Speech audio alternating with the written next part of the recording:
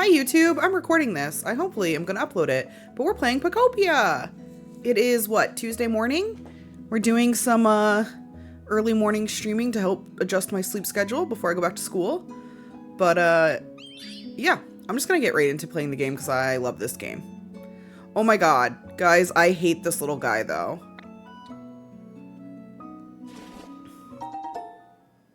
Oh, thanks for the grubby pearl. Do you guys want a tour of my world first before we start playing? I feel like that's probably... Thank you. A good plan.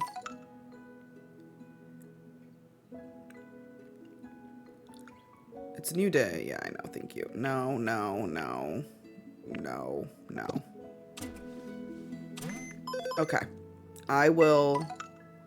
I don't remember how much I had done when I showed it on Ray's stream, but if you missed that anyway, here's, we'll start at like the beginning. Oh, thank you. All right, Light, I hope you have a great day. Thank you for stopping by.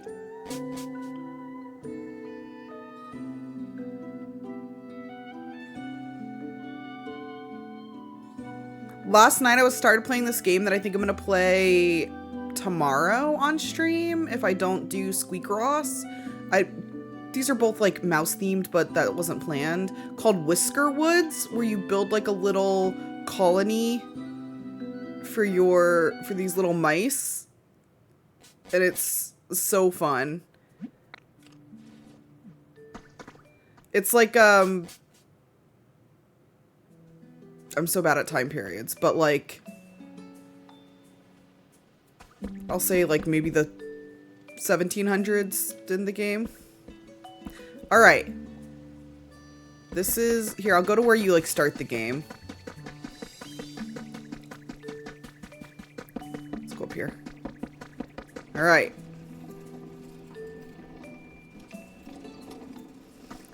So you come down the stairs. And over here, this is where, like, my bees live. They have lots of pollen and water. I mean, lots of flowers and water. And this is Heracross. He loves hanging out on this. This is Timber's little plot of land. I love this little man. He's so cute. And, so that's his little house, but then he has all his, like, wood building stuff here. He's just like me for real. And then over here, this is where... Also, if you don't know, I'm really bad at Pokemon names. I'm getting a lot better. However, just go with it, alright? This is where the big Bulbasaurs live. They have a nice pool float. They can hang out here. They have a Infinity Edge over there. Very cool. Thanks, I'm very excited to start classes soon. Oh, this is where Minccino lives. He's so cute. He's got a little slide to play on. He's got some blocks. This is his little, like, area. And then back here is, like, his little bedroom where he sleeps and he can get ready.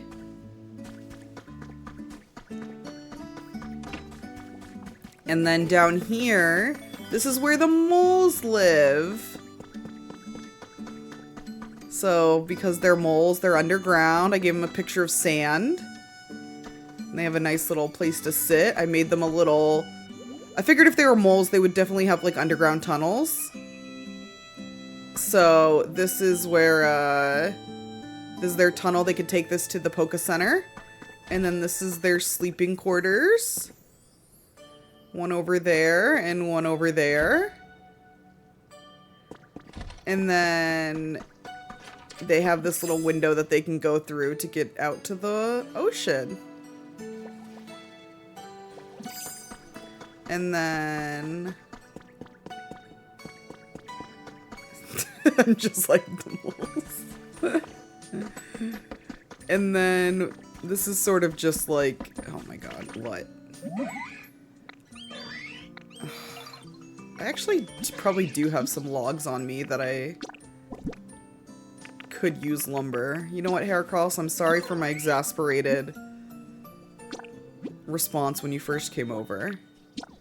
Go ahead and make me some lumber, friend. He just wants to be useful. He's just like me for real. Alright, and then up here is obviously where my Poke Center is. Oh, over here's, this is like the first little, it's got a sign, it's historic. This is the first little habitat I built. This is where Vino Nat lives. He really, really likes it, so I didn't add more. But it's very bare bones, but I think it's cute that he has a little hole. Thank you so much, Mag, for the sub. I appreciate it. I guess I don't have alerts on. I don't know. Whatever. I see it. Okay.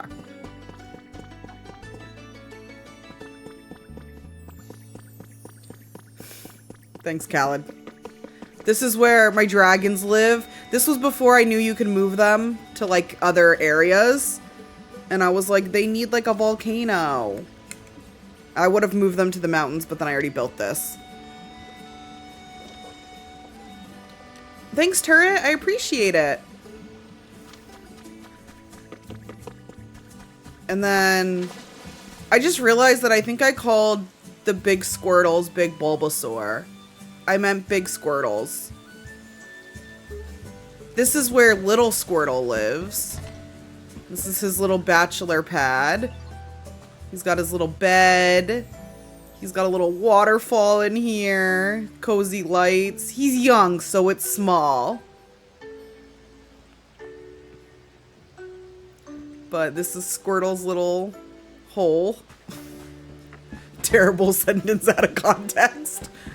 My apologies. Oh, this is my waving Pseudo-Wudo. I love this guy. Yeah.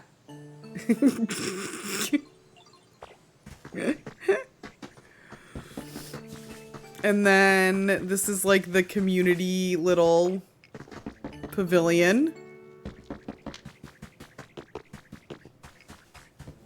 And then over here is just kind of like a mess. Oh, this is where the queen bee lives. This is her little house. Obviously, a lot of flowers. That's like the community meetup spot. Over at the gazebo. And then over here we have this little store area set up. And then, okay, now we can go see... We can go see the Bulbasaurs now, because they live up here. This is where the Bulbasaurs live. I made them this little, like, oasis.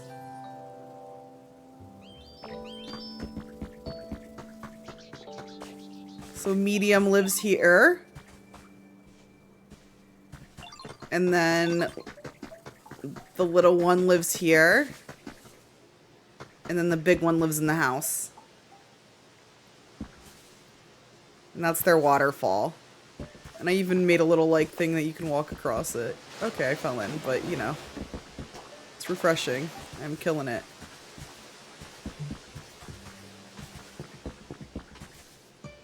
I like their little grass area.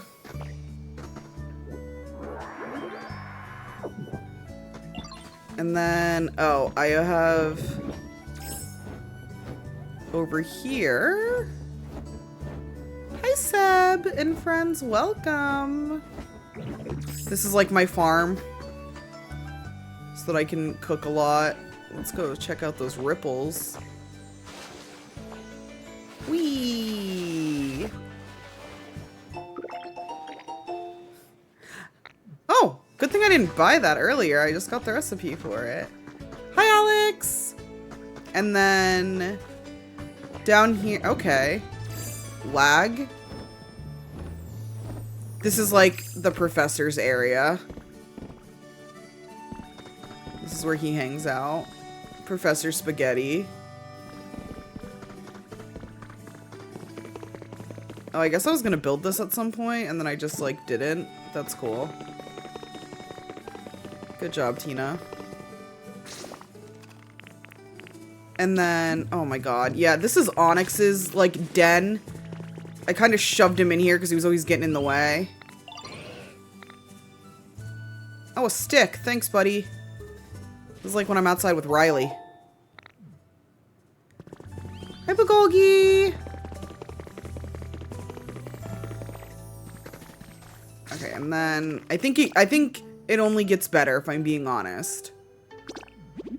Obviously, I think I got more creative and more in the zone with each area. So, but I like to leave the first area like how I first started playing to see how I grew, if that makes sense. Dude, Onyx is just too big. I love him, but like, damn. When she does that, it's because I'm taking a drink. It's so funny. She's just like... Alright. I'll go up here too. Alright. This is my bleak beach. Here's a little overview. You come down. What's that? Oh, that's like the pooper. Hi, buddy. I'm just showing everything off. Over here, this is where Abracadabra live. You can get a psychic reading. This is their studio. Come get your palm read. Get your fortune told, you know, things like, oh my god, he's actually in here! Yeah, okay, shh. Okay, leave him. Be very quiet. Sorry. Okay. And then, this is where my birds live. This is their big bird house. And they actually will go up there. The other day, when I was showing Jamie, Mareep was up there. I was like, Mareep, don't jump! But... they have their beds, their food. They have perches. He just wanted to try out being a bird.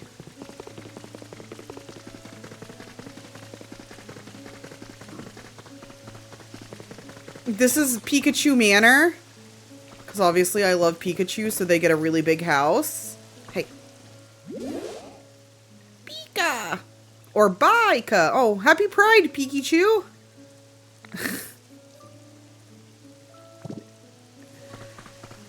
This is their little garden. The shit waterfall. Then this is where Grimer used to live, but I moved him. But this was his, like, little sewer hole. I'm making this wall of mud water.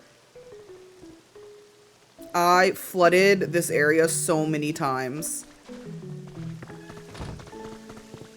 And then this is where the little, like, punch dogs live. This is their little kitchen. And then they have a little play area. And this is their sleeping quarters. And they're watching the bird. It helps me to, like, design things if I have, like, stories. This is our power wheels. Helping power the city. And then this is my big tree that the big tree lives in. Look at this guy. Hi, Executor. He's a tree in a tree house. I love him.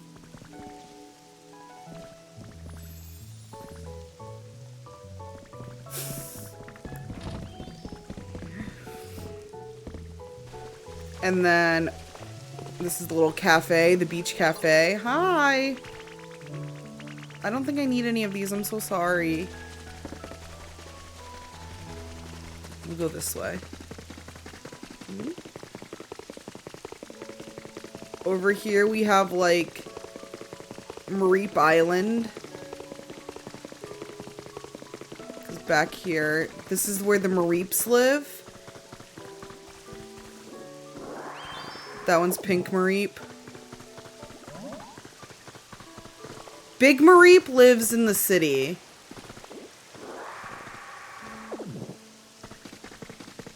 And then these are all my spiders.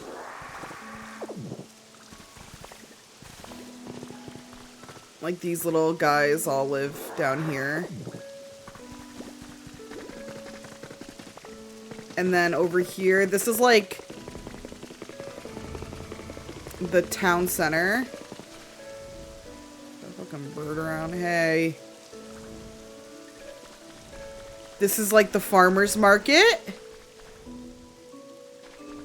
It's not open because it's Tuesday. It's only open on the weekends. A little hangout area.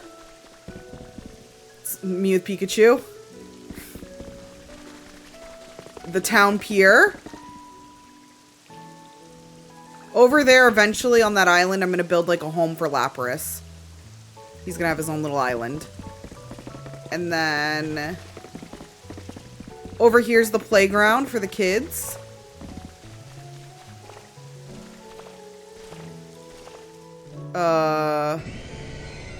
Oh God, okay.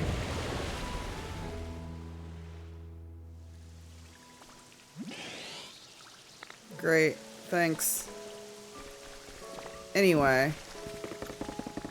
And then up here, if your little Pokemon kids are playing, this is the rest area. We got some books and chairs. There's AC to keep you nice and cool. You get a good view of everything.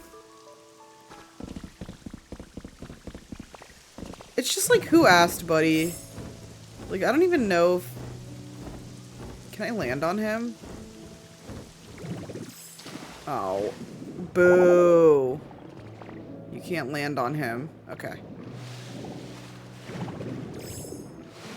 Okay, let's go back this way. Whee. Oh, I guess I can go get this feather. I haven't gotten feathers in so long.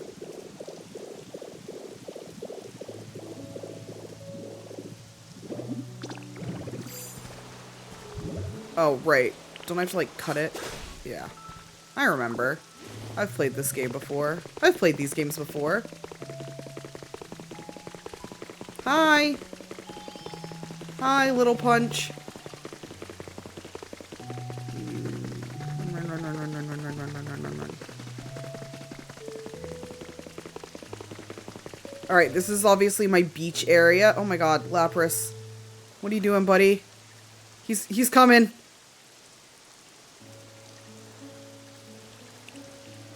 No, Jamie, thank you. Let me know. I'll see if I can fix it. Hold on.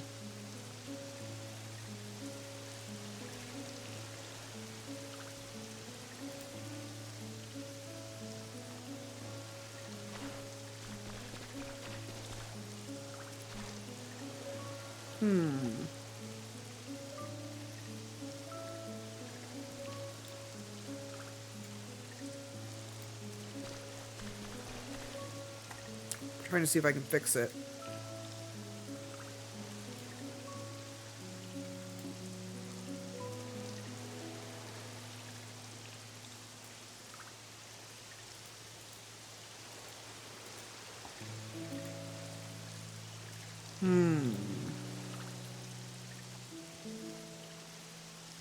Oh, hold on. Okay. I think that should fix it.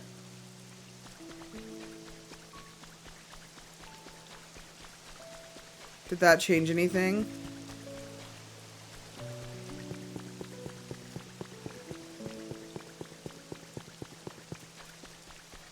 Okay. Sorry about that. Anyway, down here is like the underground hot springs where they can all relax. Thank you, Jamie.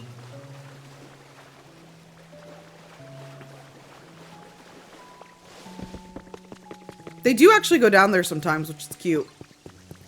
And then that's my Poke Center, obviously. That is 5 big booms for Jamie. What is the little Punch doing over here? Wasn't he? Oh no, this is like Tiny Punch because he can't even stand. Meowth's sleeping. That's fine. This is also Punch, but this is Electric Punch. And then this is where Psyduck lives. Psyduck is eventually going to get a good home. But I just haven't built it yet. And then these are like the showers for the beach. If you need to rinse off the sand. And then also there's a washing machine here in case you need to like wash and dry your beach clothes. We have, then over here, this is my boardwalk. Those are also more showers. And a big bonfire. Down here, I called this my retirement community. This is where my little guys live. They just beachfront view. It's pretty nice.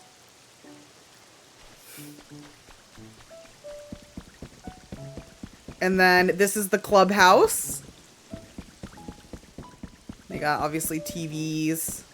This is advertising the spa over in the mountains. And then Boardwalk Burgers, probably. Absolutely. And then this is the private cabana you can rent. You can hang out here. And they have the pay-per-view fight on.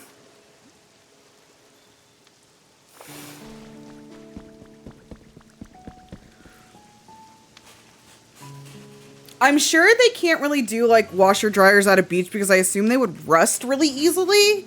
But not in this world. And then we'll go show you the goat's house. My little Piplup. Oh, this is the community garden.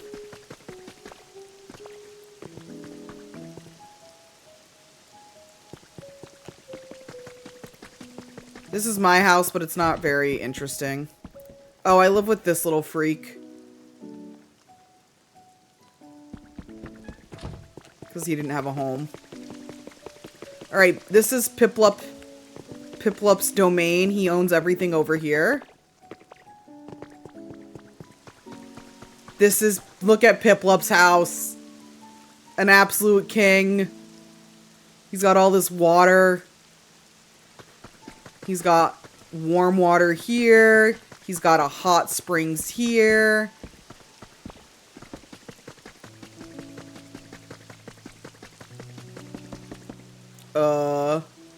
Kofi bot, what? I mean, I think that is my Kofi, but okay. Alright, here, over here is... This is a picture of me with my pseudo Wudo, so Piplup knows that I'm friendly. That's his little waterfall. And then on the second level, this is obviously his, like, living room slash water area. And then he has a little bed loft. This is his little bedroom. It's got a little shower.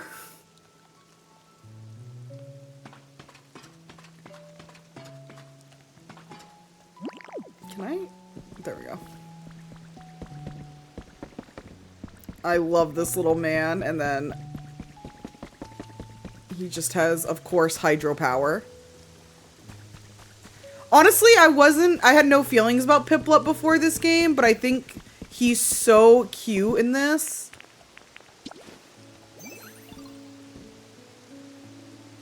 Where is he? Oh, he's down there. Pip! Pippy, come here. Come on. You wanna come with me? Hi!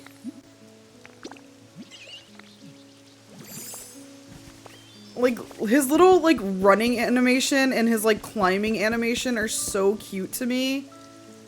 Like, and, oh, there you go, buddy. Then you go down here. Oh my god, I love him. Like, look at him, he's like, I'm coming! Me too! And Piplup. He reminds me of Riley in this game a lot. Hi! Alright. Bye, buddy! So that's why he got this whole area. Alright, and then let's go to Rocky Ridges.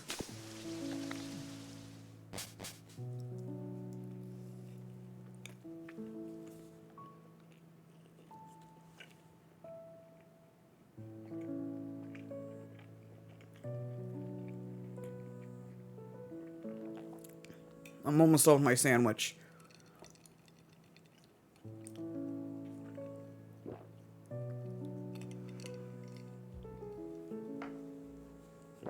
Alright. Hi, Pseudo Wudo. I will have a look. This is my little cave I don't need anything. I'm so sorry. I know, I'm so sorry. Okay. I'll go up here. Start up here as well. This is where I really started to get into building. Alright, so over here, this is this guy's temporary house, because he's got to get a cool house. But I just needed to put him somewhere, so this is like city's temporary housing. He's hanging out. He's renting this. And then over here, this is where the ABs live. I always mess up their names, but my friend AB really likes this little guy. Is this Lucario? Hey, okay, he doesn't want to talk right now. That's okay. I think she likes she likes the bigger guy. But this is their little cabin. That's their kitchen. They have a little window over the sink. This is their little seating area. A little bar. Then this is their bedroom. And this is where they can get some, like, workout in the morning. Riolu, okay. And then up here, this is their, like, backyard. They're off-grid, so they have their own power. This is their little training area I made them. And then, because I assume this is where they bring the ladies. This is their little pergola.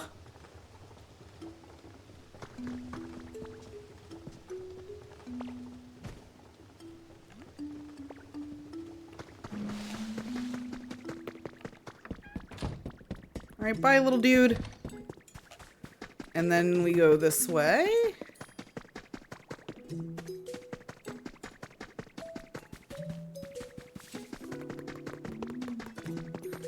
We're running. Oh, this is where the little baby tree lives. And then, oh, this is where, like, these, like, event Pokemon live. I kind of want to build them a cute little, like, pink house somewhere. But I haven't decided where. This is, so you can see the kitchen. And this is where the cooking squirrel and the bread dog live.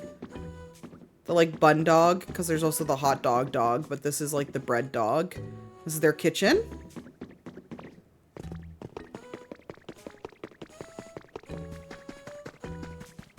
We'll go through here first. Oh, there's the big Lucario. Down here is also just, like, Pokemon Village. We have this, I think, like, the little fire guys live in here. They have this nice pond. Ludicolo, I want to build a nice home for over, like, that way. Or I want to build, like, a big stage and stuff. Oh, yeah, Fido. Yeah, Dashbun, I think is his name. This is where Diglett lives. This little, like, exhibit, if you will. This is when I started wanting to do things where I would be able to see the Pokemon more. So, like, his home is in here, but I can still see him because it's not all, like, closed up. And then... Oh, thank you! Obviously, we have the gardens. This is where my dinosaur lives. 13 stone, I'll take it. And then down here, this is like the manufacturing hall.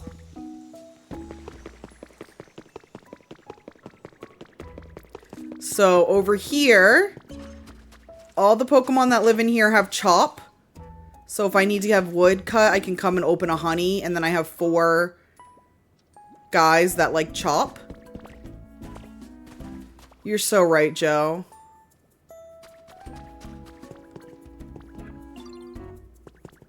But they have like a little... It's all like wood themed.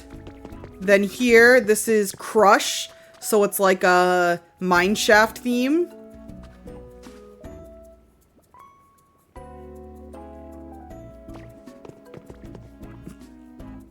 Doug Trio's back there. Obviously, like, little minecart.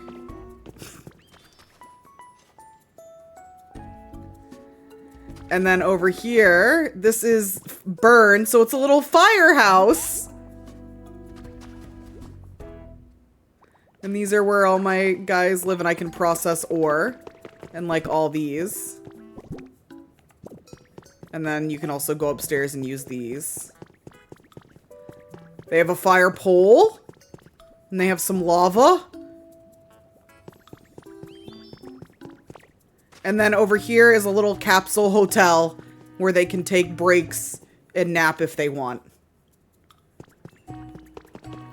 Maddie, last night before I went to bed, one of the last TikToks I got was this guy being like, need everyone to be happy for me because I'm being extremely normal that Heated Rivalry Season 2 started filming today. And I was like, oh, it's Maddie. Alright, and then... Oh, if you guys don't know, if you, like, barrel out this, straight going that way, it leads directly to the entrance of the museum.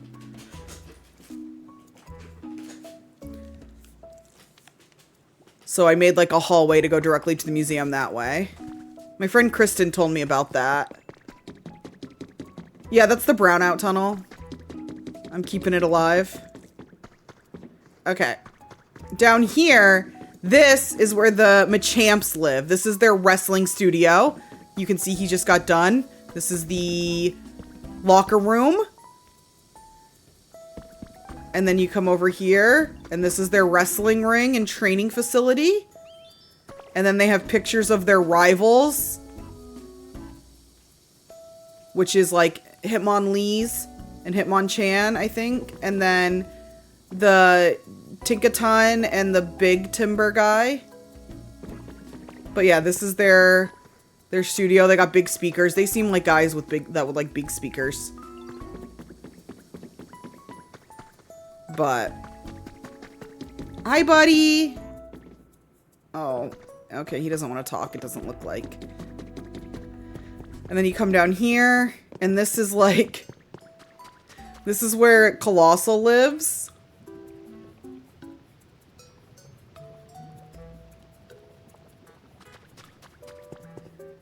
And this is like, he looks like he would love like ore and gems and stuff. So this is his little home. And then this little freak. Oh, not him. He's relaxing. This is Polytoad's spa. He runs this.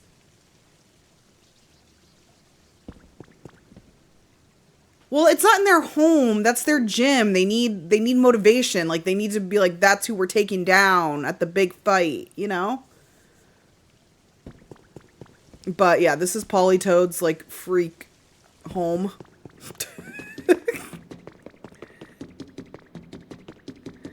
Polytoad is like an affront to me because Poliwhirl is one of my favorite, and then Polytoad is like an abomination of that.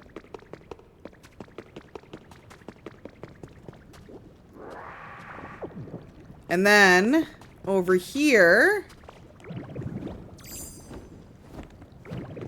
this is where my big tiger lives. Arcanine. Yeah, Arcanine. Hi, buddy. Look, his doors match him. Isn't that fun? This is also, like, bear's colors. I'm 99% sure. So, yeah, he's got a picture of Hot Sauce. Obviously, he loves fire. That's his little bed. He's got a nice thing, a nice, like, armoire, a big stuffed animal of himself, fire hydrant in case he needs to relieve himself, his little drop zone when he comes in home, and then the little bunting that matches. Yeah, he just loves Hot Sauce because he's, like, a fire guy, so he's just like, ah, my favorite, you know? And then this is his little outdoor patio. Hey, Nate! Welcome! And then up here, this is my museum. So obviously, this is the receptions where you buy your ticket. One ticket, please. I do want to make this I'll probably put a gate here, and then I'll probably make this like somebody's habitat, so somebody's like manning the desk. But back here, this is Gimme Ghoul's home. He runs obviously the museum. And then over here, we have like our fossils, obviously. This is gonna be the museum cafe and possibly little gift shop if I can find a good way to do it. And then out here, I want to build something fun as well. I took down everything that was out here, just haven't decided what I want to do yet. But this is like the area of the museum that's still under construction. We'll go this way first. So over here, you have some art. Obviously, priceless pieces. Then back here, you have the studio. Oh, listen to him go. Oh, he's practicing. Oh, with that guy. So, Rotom and Clefairy, they're working on an album together. Here's all the, like, platinum CDs Rotom's produced. And then this is obviously the recording studio. Hey, can you guys move? Okay, anyway, you can see it from here. So you got the stage, you got some tones over there. You got the speakers, and then I put that camera there, and then before I put it down, I stood there and I took a photo and I put the camera, and then I put the picture on here so it's like you can watch the recording. I want to put like a little couch right here, so it's like the manager or whatever can watch as the client records. And then over here we have our exhibits. We got Tall Guy. And we got Headbutt.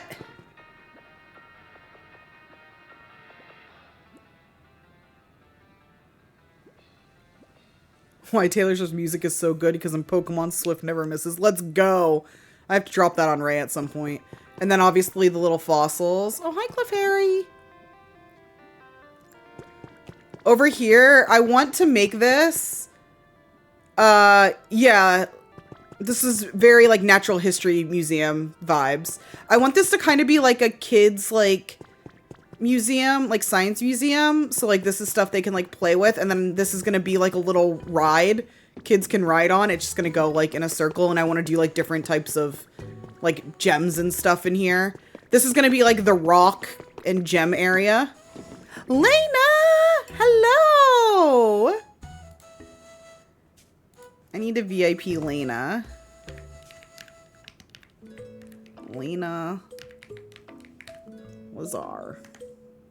Yeah. But yeah, this is going to be the like kids area. And that's going to be their little ride. Guys, I'm obsessed with Lena in general, but specifically her tiny dog, Tui. I love Tui so much. Up here, we have our stalagmite and stalagite exhibit, of course. The pup hangout went really well. They kind of just like all hung out together. Literally it was so cute. The only time there was ever any little tiff is we're all sitting on the couch and Tui came over to me and I was worried Tui was going to fall. So I went to like grab Tui from behind and it scared Tui. So Tui like let out this little like yelp / growl towards me. And Charlie and Riley got like instantly into action and like jumped up on the couch next to me and like growled at her. Like, don't you growl at my mom. And I was like, it's okay, it's okay.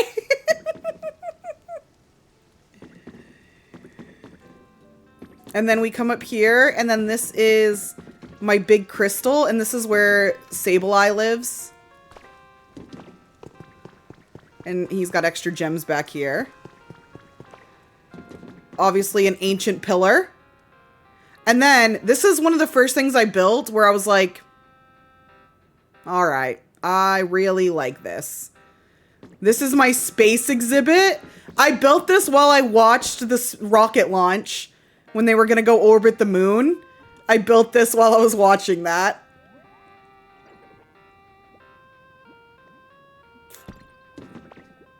But this is the space exhibit. And then this is Magikarp's, like, home and exhibit. I couldn't figure out what to do with Magikarp and I felt bad, so he hangs out here. And then, over here, this is, like, the theater where they can put on little plays. So that's the stage, obviously the seating for the kids. This is where, like, the parents can hang out in the little baby area. But, yeah, this is, like, the little performance hall.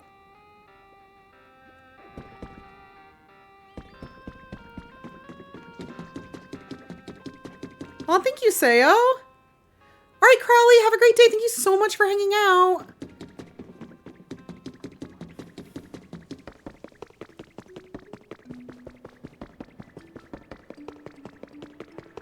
All right, and then... See, that's where the hole comes out, the tunnel. I gotta stop saying hole. I've said hole like 17 times this stream. Hole counter. I'm kidding. Please don't do that. But yeah, that's where it will directly lead to.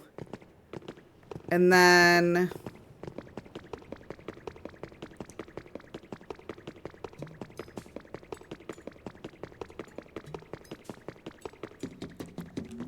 let's take a little ride. This does go all the way around. This is where Charcoal lives. Or Carkle, I guess is his name. I just realized it's not Charcoal, but that's fine. Some of them, if they just have, like, random homes, it's because they really liked it, and I didn't want to, like, ruin my environment moving them. But I am gonna build... I want to build all of, like, those guys, the Charcoal guys. I want to build them, like, a big, like, mine kind of through here, and this will be, like, their home. Because I feel like this is very their vibe, so that's what this is cleared out for.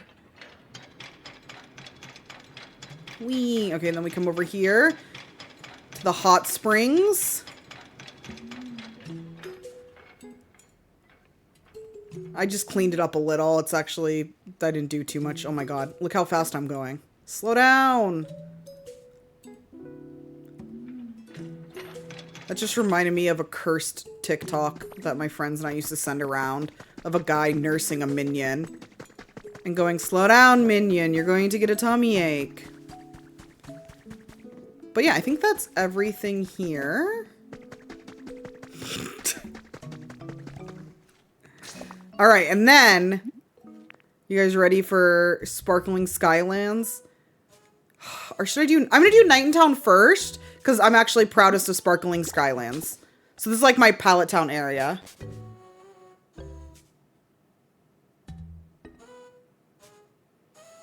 I really wanted to build stuff that I felt like Pokemon would actually live in, because some I do think would like want to live in an actual house, but I do think there are some Pokemon that like would just want to live in like the nature.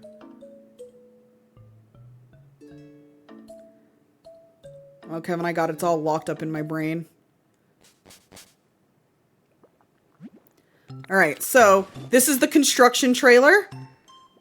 This is where I live, along with any Pokemon that, like, I don't have a home for, will share with me until I get it. And then out here, I will say, not very pro gamer of me, this is my habitat farm. So this is where I just make a bunch of habitats when I'm trying to get more Pokemon. But I haven't moved people out in a while, so all of these habitats are, like, lived in right now. This is my storage center. This is where I keep everything. And then all the stuff is in the ground. And to open it, you can just stand on it and it'll open it under you.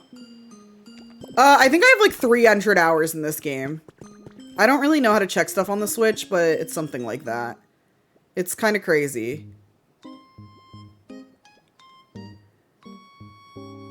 Frankly, when normally I'll have like a full idea for something, and then when I can't think of how to like add any more to it to fit on theme, I'm like, okay, it's done. This is Magnazone's recycling center. This is where you can bring him a bunch of shit.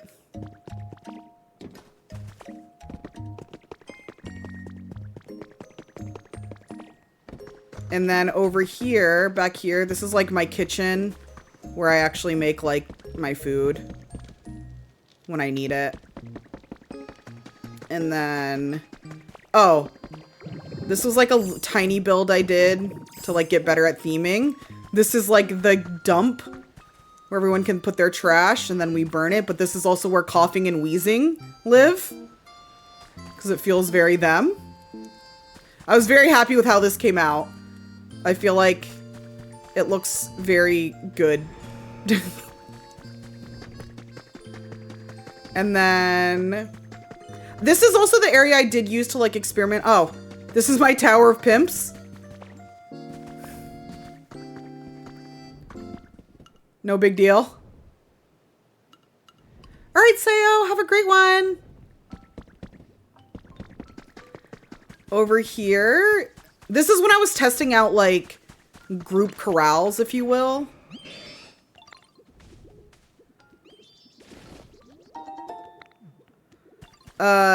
So this is like where a bunch of these dudes live.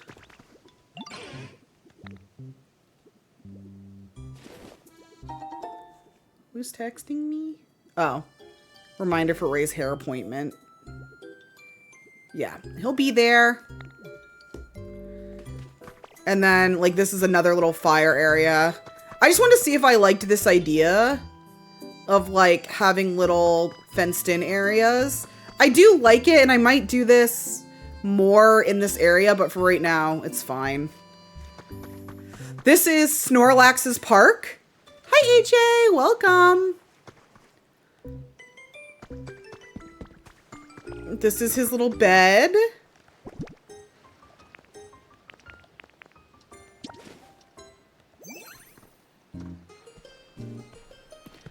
Look at him.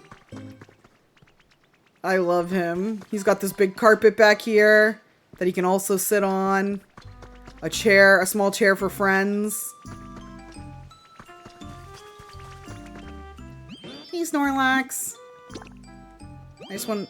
Oh, you want it warmer? Oh, wait! I have a rock that can make it warm.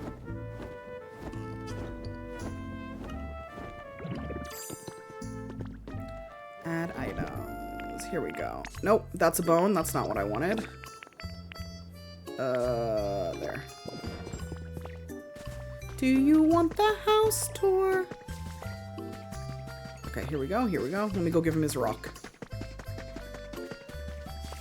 Hi, Cubone. Okay. Where's my rock? There it is. Where can I put this rock? Can I put it here? There you go. Does that help?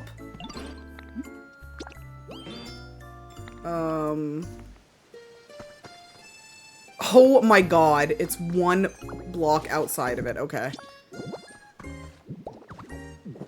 There. Is that better? Yay! Oh, did Lena let everyone know?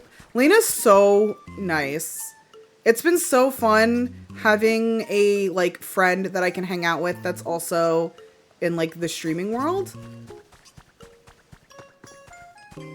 Like, I love all of my friends, but it has been nice having, like, a content friend also that's a girl. This is like also temporary housing because obviously when people spawn in on the habitats, I move them into here so I can spawn more.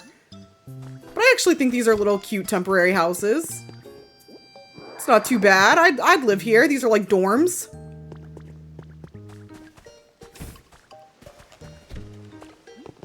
And then this is Mini Tink. I'm still building her proper house in the city, so she's living here until that's done. Over here.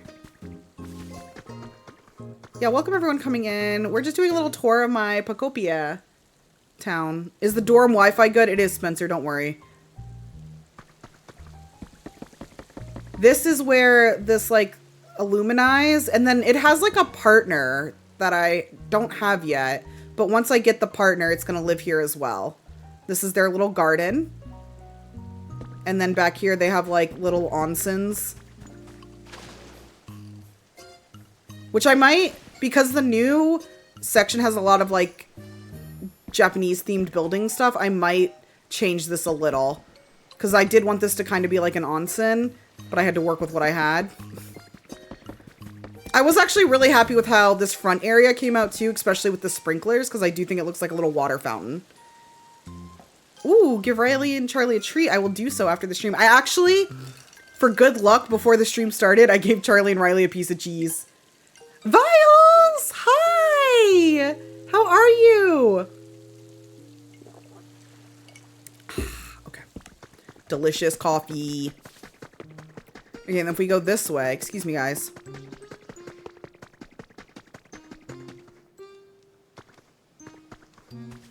This is a little garden, and then this is Rowlett's treehouse.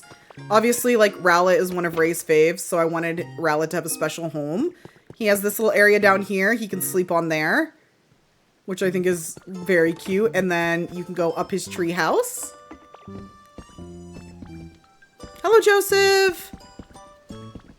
And then this is, he's got like a little ladder in here.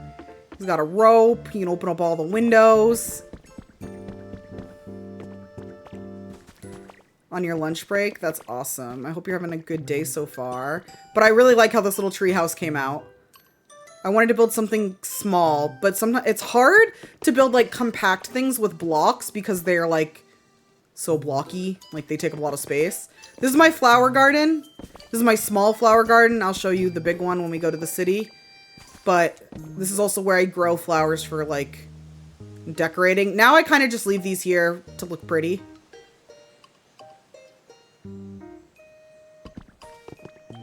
Over here.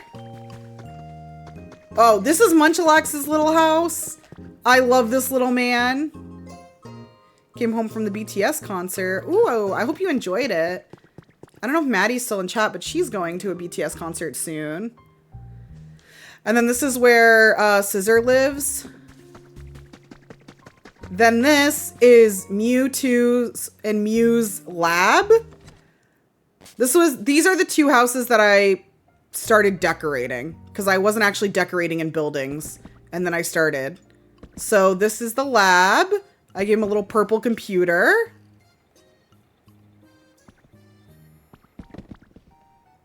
That's the board that's up high, so little Mew can't get to it.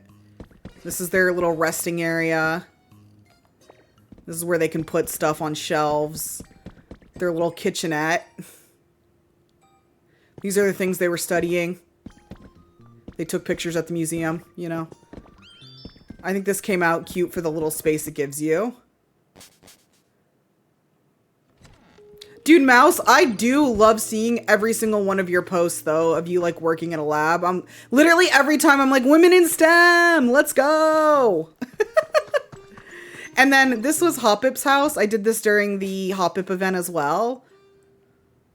This is her little home. This is her little living room, office area. This is her kitchen. It doesn't have, like, a lot because I feel like Hoppip would just eat, like, vegetables. And then this is the little bed area. I could probably add more to this, but this is when I was just, like, trying to practice decorating inside the little houses.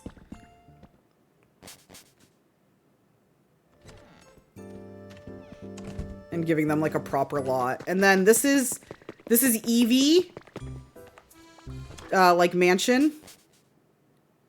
This is where the Eevees live. This is where Sylveon, this is Sylveon's little home. The group computer. Ooh, have fun, Spencer. I miss you. I hope you're doing well. Then, obviously, their food in the little living room. All right. You have a nice bed over there, but you can nap there, I guess.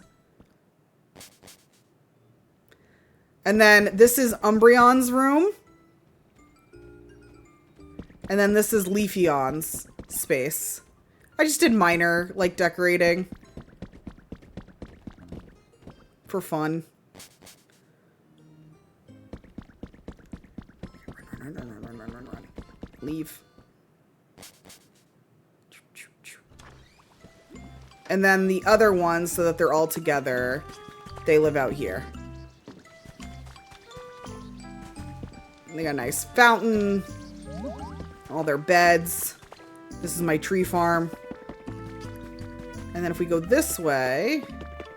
I think that's everything. Oh, that over there... Blaine asked me if he thought I could make the, like, skull castle. I can't remember what it's called. I think from He-Man. And so I started trying to build, like, the skull castle. And eventually, if I finish it, Cubone's gonna live in there.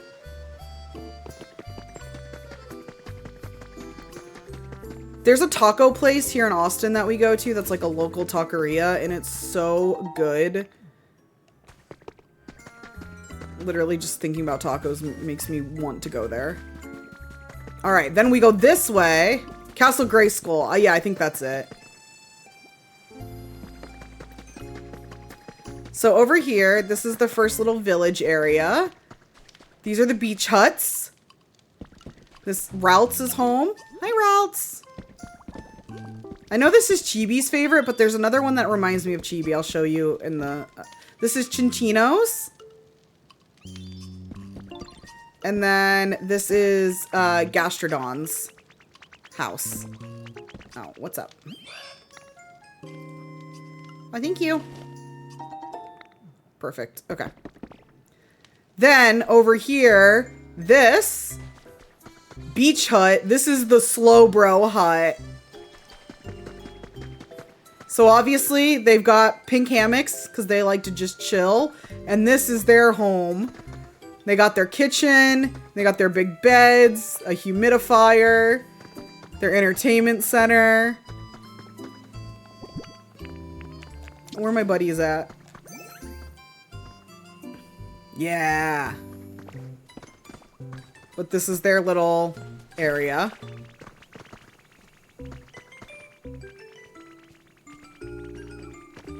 Yeah. I wanted them all to live together. And then over here, we have my resort.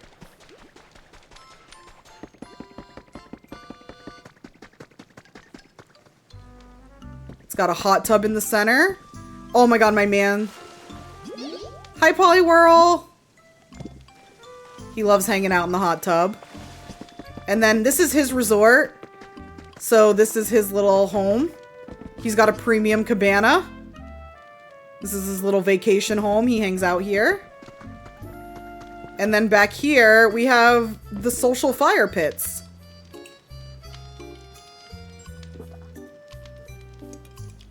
God, I love coffee.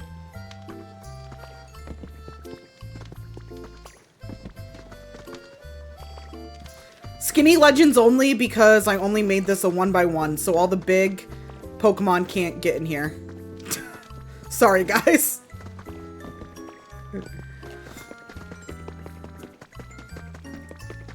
I think that's pretty much everything. On that island's where I built all, like, the big things, like the big kits.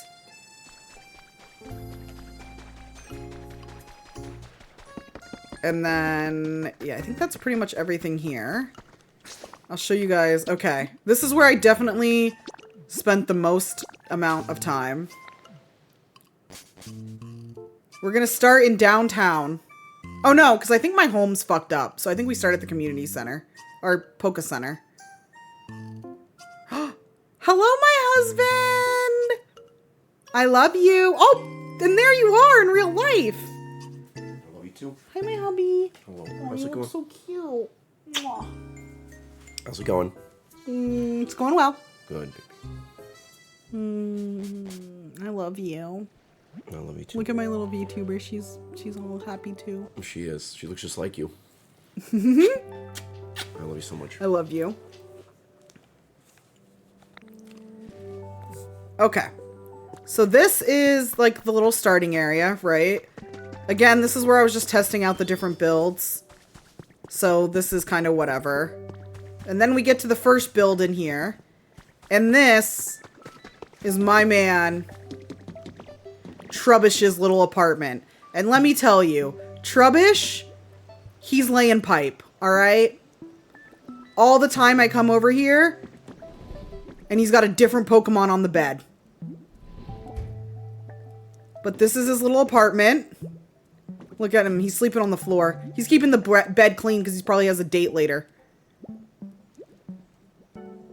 But I really like how this area came out. He's got gross water in the floor. I think this looks like a Trubbish home.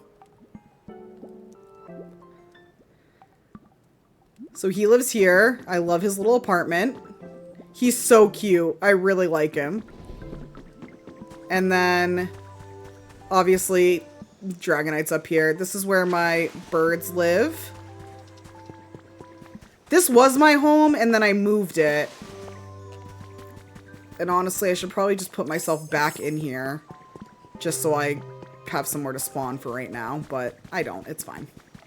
Hi, Demon Queen. How are you? This is where my giraffe rig lives. That's the giraffe hut like you see at zoos. That's where he lives. Hi, buddy. He's got this little ladder to play with in a watering hole. You know how it is. And then over here, that's downtown up there. I built a downtown. But we'll go to the bottom part of downtown first. I leveled that entire area up there and like built it from the ground up. All right, this right here. I need my floaty guy. This is Tink Tower. This is where all the Tinkatons are gonna live. So the baby Tink is gonna live up here in this little room once I put furniture and stuff. And then medium Tink is gonna live down here. Oh, what do you want, little guy? Hey. Hey. I really don't want to play a game right now. I'm so sorry.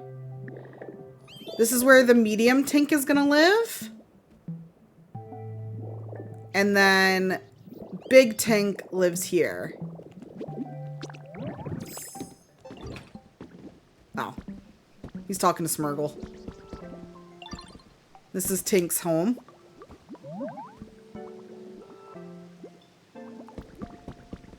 That's the gardens. This is like HGTV. They're showing builds. Tink has a nice balcony out here that she's on a lot.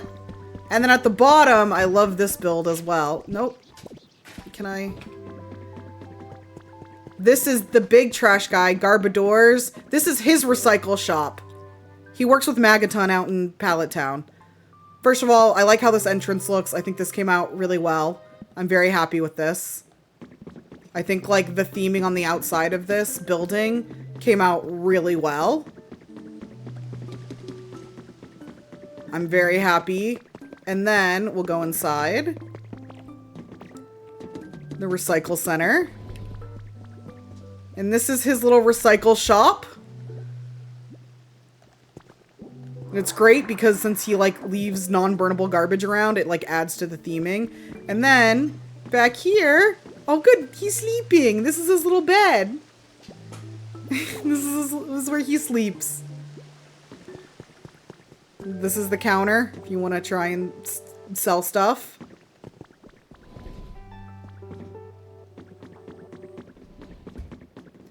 And then down here, this is the city sewers.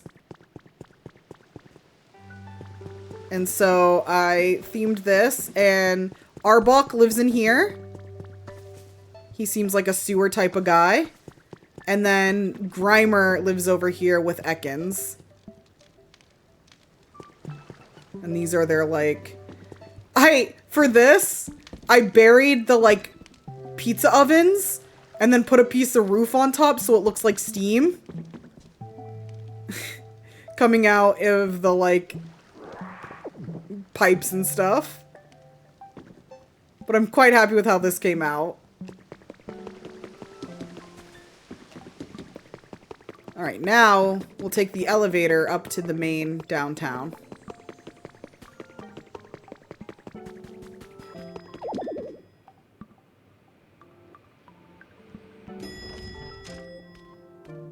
Hi, Big Mareep. Okay, we just need to go up one level.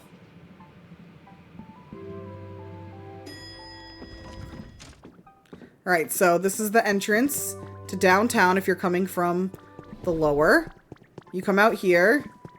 As you can tell, see, I practiced the dump. This is the city, like, trash area.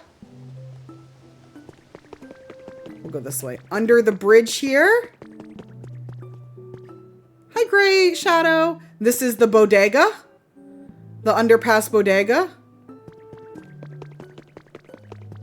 Over here, this is Guardivar's Cafe. This is where you, like, find her in the game. On this part of the land. But this is her cafe. This is the kitchen.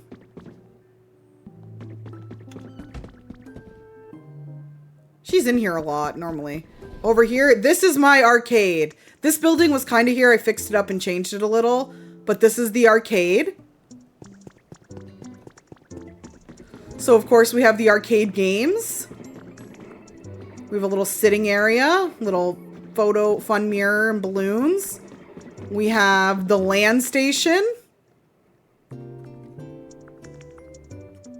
With TVs running advertisements for the trash recycle and the resort. This is the karaoke room. Oh, my door. I got rid of my door on accident is what happened. That's why I can't. This is... See? Camera comes on. You can sing your heart away. Yeah! Karaoke! And then this is like the baby room. Where you can leave the kids while you play games. They gotta slide and then they fall into the pit.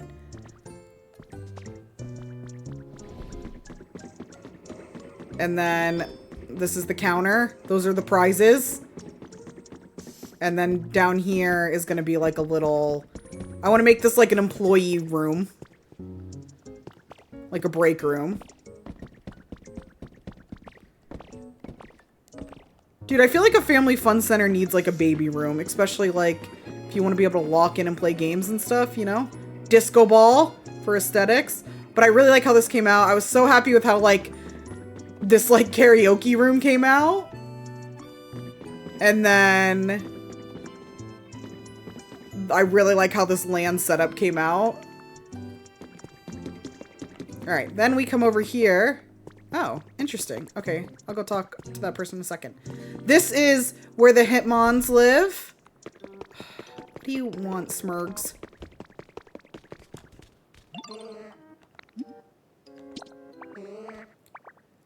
Okay. Oh.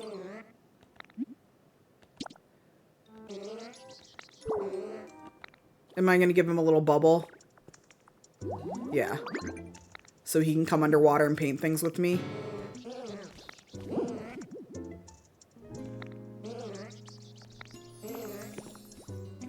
Thank you. Okay. Thanks, buddy. This is the Hitmon's gym. When I came up with this idea to make these to look like barbells to hold up the awning, I was like, I'm cooking. I'm cooking. So this is the locker room. And obviously they got their like protein shakes and shit up there and first aid. They got their stairs, their bench press. And then like the climbing section and the punching bag so that they can train up. I really like how this came out. I was so happy with this. Over here, this is my botany research building. So, oh, Guardivar's in here today. Hi. So, this is a little cafe in the lobby. If you're waiting. Some of the things the researchers have found. Dude, I love doing, like, design like this. This is the research lab. Obviously, the computer over there. This is the shower emergency wash station that labs have to have in case you get something in your eyes or on you. Out here's their balcony where they're growing different types of flowers. And then, because it's a botany, up here is their greenhouse where everything's all enclosed so they can, like, temperature control it. They have a little planting station over here. And they have a little counter here. This is their little greenhouse where they can study things.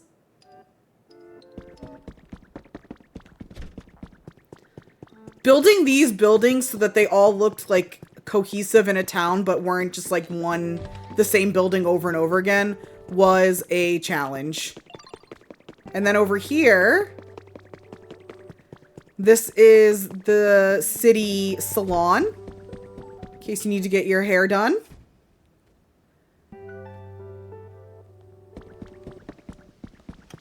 The grooming salon. What do you want, Tink? Oh. Okay. Oh. Hell yeah. We're best friends now. And then up here, this is Smurgle's, like, artist loft. I know he originally lived in the beach, but he seems like a city boy. So this is his artist loft. It's filled with, like, eclectic stuff to inspire him. Lots of color. Yeah, that's where Ray's getting his haircut. Downstairs. And then he has, obviously, more paintings out here. But this is where he comes to create. I did the pipe to give it a very loft feel. And concrete floors.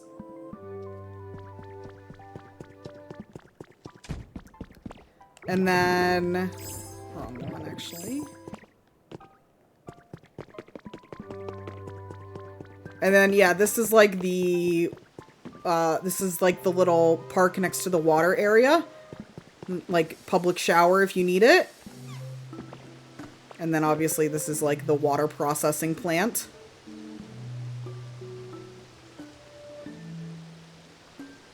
But I was very happy with how these buildings came out, because I do think they look cohesive while being unique. And then over here, of course, it's a city. So we have the city apartments that people can live in. So Yellow Mareep lives over here. He just moved in, so it's still a little bare bones, but that's his kitchen. On this area, this is his little bedroom. Apartment came furnished, so it's very bare bones, but he'll get more. I'm stuck. I'm locked in here. Let me out. His balcony, where you can work out, hang out. He's got an accent wall. I like it. Some vines. And then the little green foxes, Sprigatito and the other one, live here. I love this little loft. This is a loft that I built. This is their little, like, living room. Over here is their galley kitchen. And you can see out into the city. They got some art up. And then this is their little loft bedroom. With their two little beds in their grass patch. Their closet. And then I gave them some yarn because they're cats. And a plushie. I love the brick wall in here. I feel it's very loft. The split level is just fun. But yeah, those are my city apartments. And then the last thing I built over here, it's like way on the other side of the world.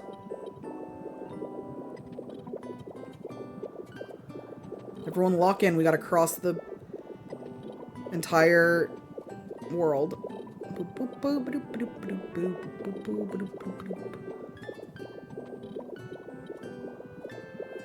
Okay, over here is meant to be like reclaimed city, like by kind of like nature, right? 'Cause it's pretty abandoned.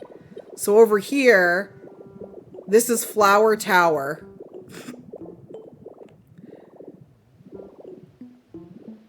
I had so many seeds, so I made Flower Tower. And this is where they're growing flowers to rehabilitate the world. I made this waterfall go all the way through it, which I think is really cute. And then at the top, we have the rooftop garden. The rhyming name does add whimsy. I do love whimsy. And yeah, little park. And then you can, oh, a new friend. Who's our new friend? Oh, 2 new friends. Look, there's another one by the tree. Please be cute. All the other underwater ones are so ugly. She's pretty. Ninetales, right? Yeah.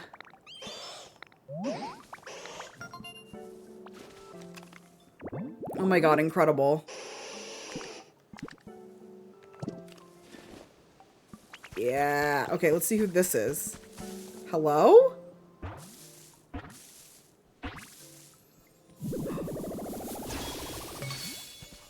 Oh. Ooh, what? Oh, it's in the tree. Oh, it's Big Sneevil. Superior.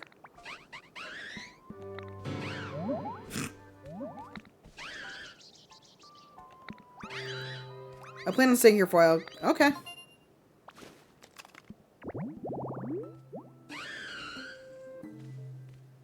Majestic appearance.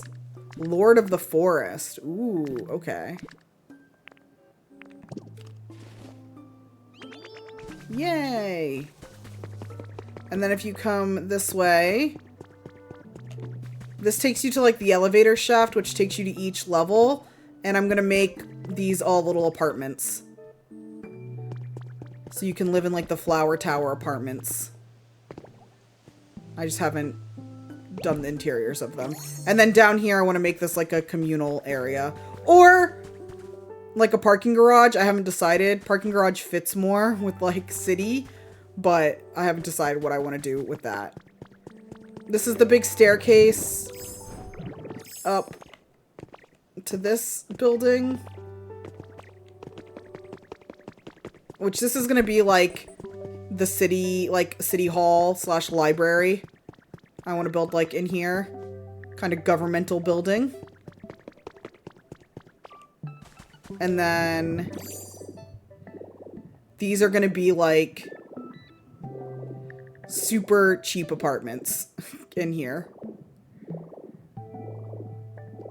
And then I think that's almost everything. I just started to square these buildings off so that they would look like they were kind of coming back. I think I want to make this one look like it's active under construction, like do scaffolding and stuff. So that it looks like it's being actively built. And then at the very bottom, over here, this is where Gyarados lives. Hi, buddy. He's got a water slide. He lives behind the waterfall. He's got a great view out into the abyss. I did make the waterfall go all the way down the edge. And he has his big pond out here. Thanks, buddy. Thanks, friend. And then I need to find a good way to, like, attach this to the rest of the world. Rest of the island here. Hi, Harvey! But I did make this, like, road go all the way around. So you can get, like, through all the buildings. Besides Gyarados' home down there. So I haven't decided how I'm going to do that yet. But that's my city. I do really like this area. I think it's come out quite well. I feel like there's also a lot more I could still do. Oh, I made a little rooftop garden over here too, because I feel like it's nice.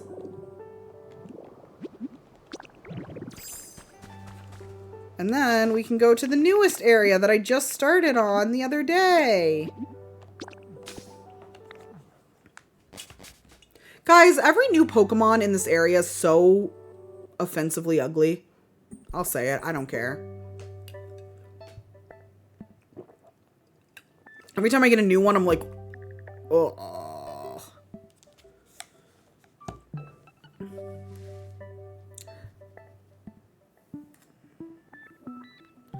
I guess, like, some of them aren't bad. Like, Mudkip's cute. The little seahorse. There's just a lot that are, like, not cute. Oh, this is my crab and shell. They live here. I haven't done too much in here besides just clean up a little. I've done this, like, little main area. I'll show you. Okay, this is the area I've been working on the most. We'll go over here. If you haven't played this, I feel like you can't tell. You won't know how much I've done here. But, like, this is my little center. City center. It is all underwater.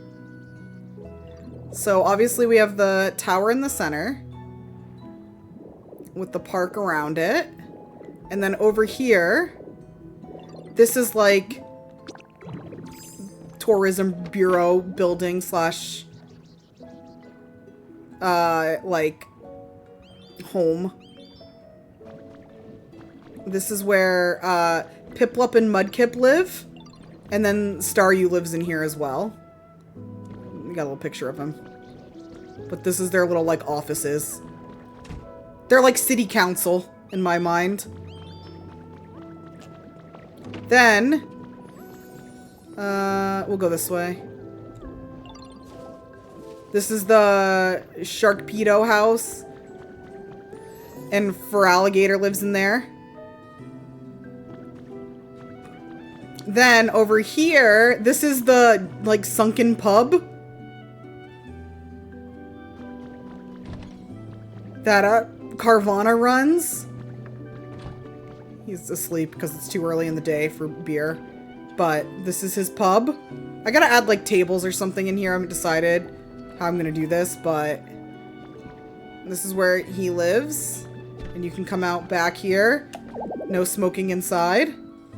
So we have the smoker's porch. They have the power over here. And then a nice big farm-to-table garden. And then this is the Pokemon that reminds me of Chibi. Every time I talk to the Marini, I like in my mind I read it in Chibi's voice.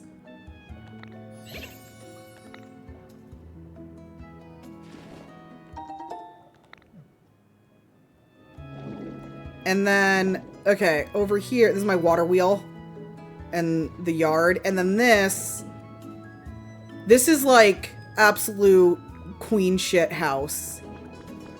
I love this little house. She lives in here. I can't remember her name. But you come in. You got the little Staryu plushie. It's got these cute tiles. You come up here. She's got all her stuff. Cute little shelf up there. Her nice bed. Frillish. That's her name. She's got her lights. This is like girl boss. Dude, Ari, literally, that's what I was thinking, but I didn't want to say it out loud and get my VOD taken down. But that's how I described it to Ray.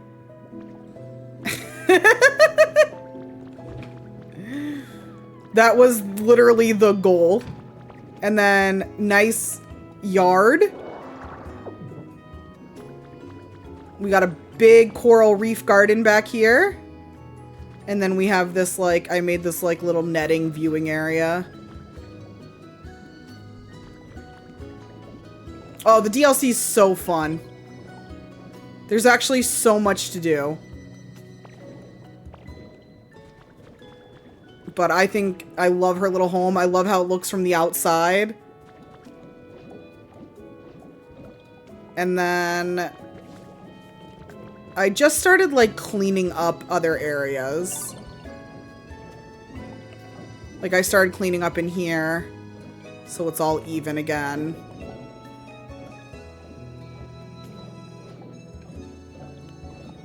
Oh, I also did a small little area above ground. Where? Oh, over here.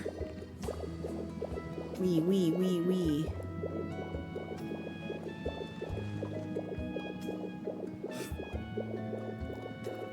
Alright, this is the shop area I made. Can we, yeah, undo your dock. You have your picnic tables out here. This is where you can order from the snack bar. This is the side yard. I have, like, finished the story, yes. And then this is, like, inside. I'm gonna make, like, a little kitchen back here and stuff so that this is, like, a snack bar. And this, like, alligator dude's gonna work at it. What's his name? Crocnaw. This is gonna be Crocnaw's, like, little place.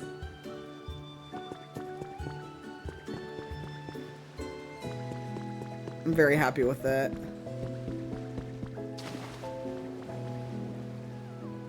Oh, Ray told me this.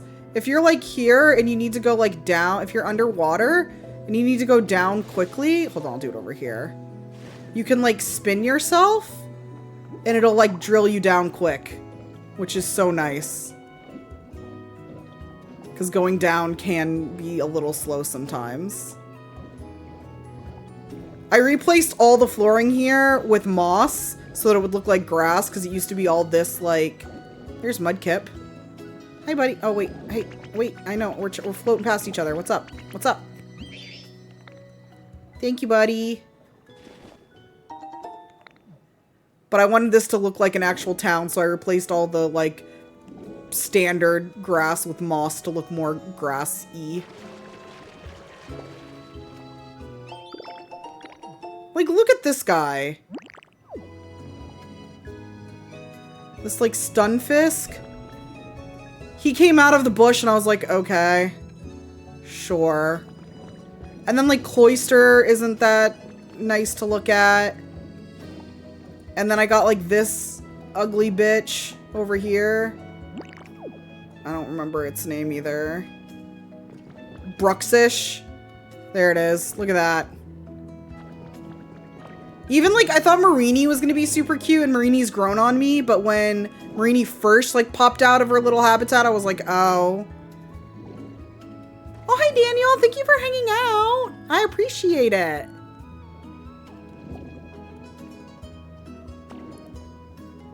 This one's grown on me, too, but at first I was like, where are the cute ones? I love the way the starfish moves. I think it's so funny.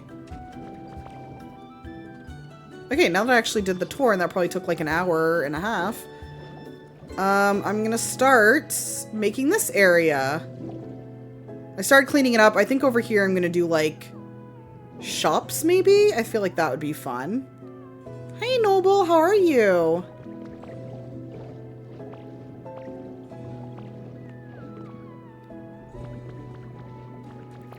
Yeah, the vibes with Bruxish, just like Bruxfish, I don't know, whatever, that one. It's like got potential, but I don't know, it gives off like a mean vibe.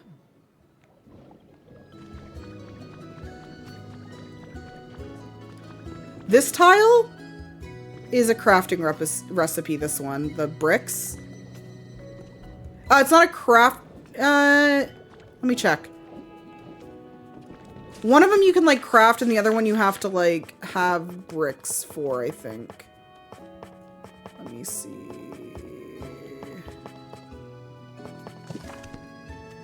I don't know what this is. I forgot. Let me just take one up. Oh, Lena sent you? Thank you for hanging out. Brick flooring. Yeah. You can craft it. There we go.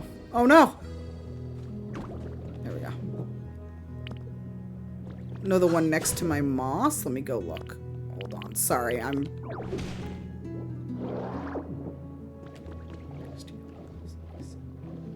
Oh, this one? Yeah, this is one of the new ones you can get. You either can get the, like, blue, pink, and purple, or there's also just blue.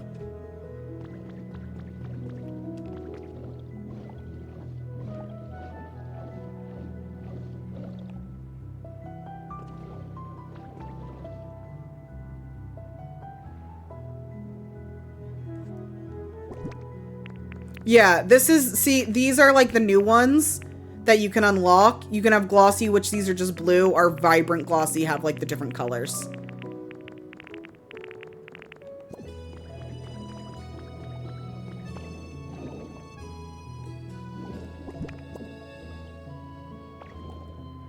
Alright, bye Alex, have a good day at work. Ooh.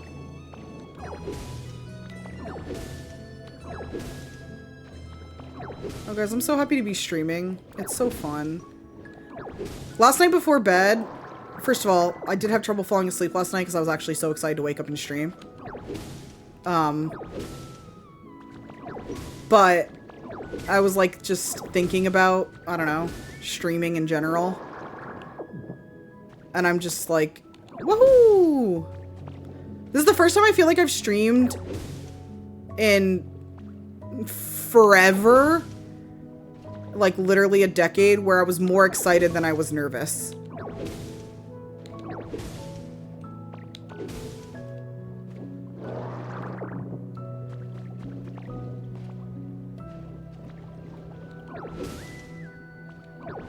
Kevin, I did miss you.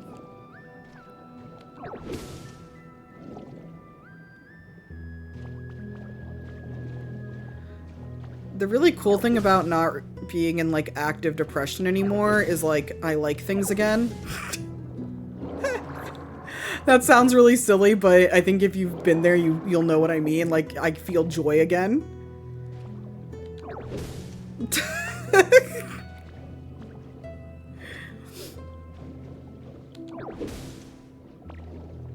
It's like, oh right, I liked this. I forgot. I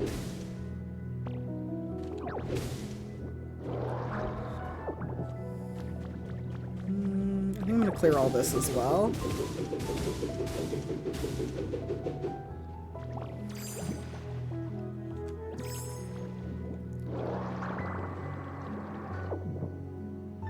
Maddie, did you mean to pin that?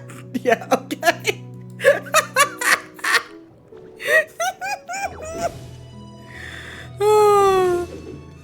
Incredible. Maddie's like, warning, I'm off my meds. I'm pinning it for everyone to see.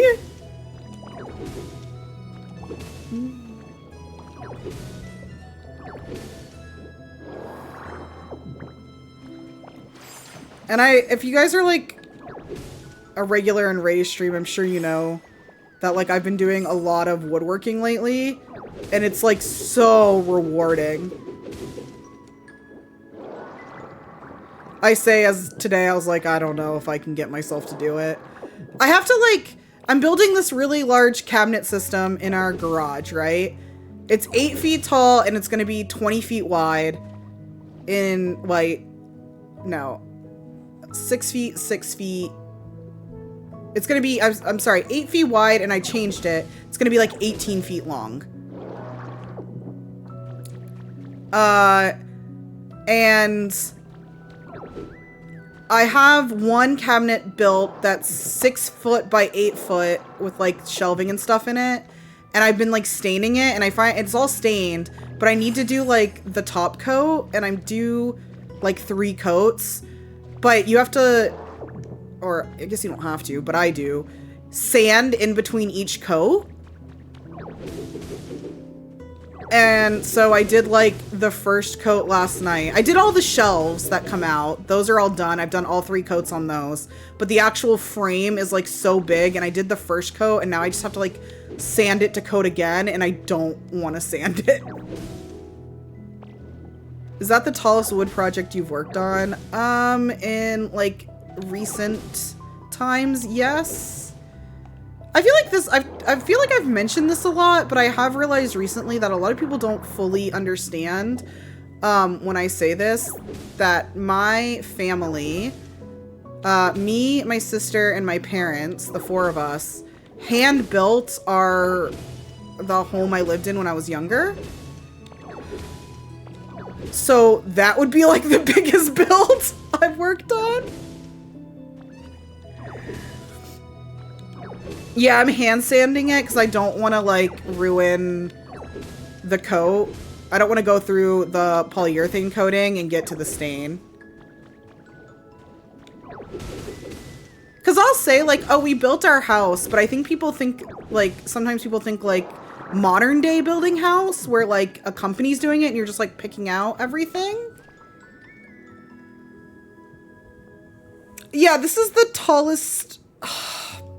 It's tallest. I did build technically bigger, really long wooden racks for our first warehouse. So that took a while, but in my current wood shop, yes, this is my biggest thing. I think I was gonna see if I could pull up a photo of the house we built. Hold on.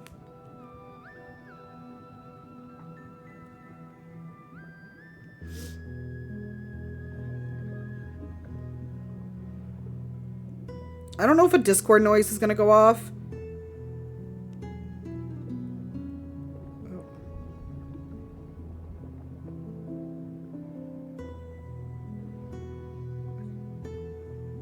Jamie, I just saw your message. Thank you. Oh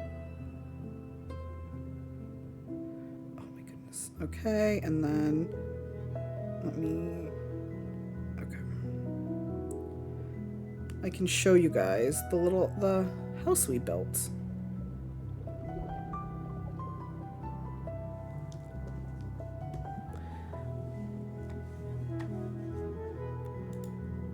It was very, like, Little House on the Prairie building. And then this one. Okay, sorry, guys. Okay, now let's see if I remember how to use OBS. Add image. Okay.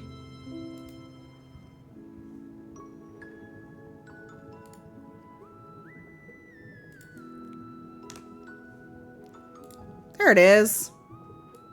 This is the house we built.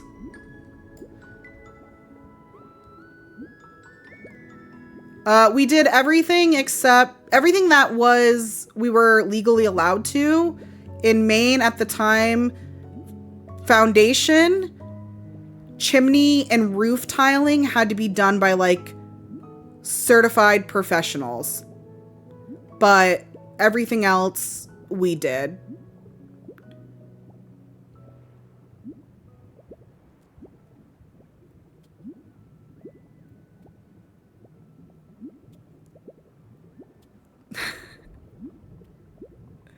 And then, like, we couldn't do, like the chimney. Did I say that? Chimney was the other thing.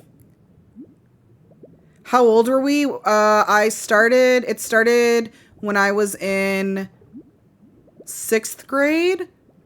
And then we would work on it, until it was, like, close to complete. I would say, like, 10th grade. We lived in it once all the exterior walls were out, but, like, it still had, like, no interior walls and concrete flooring and stuff.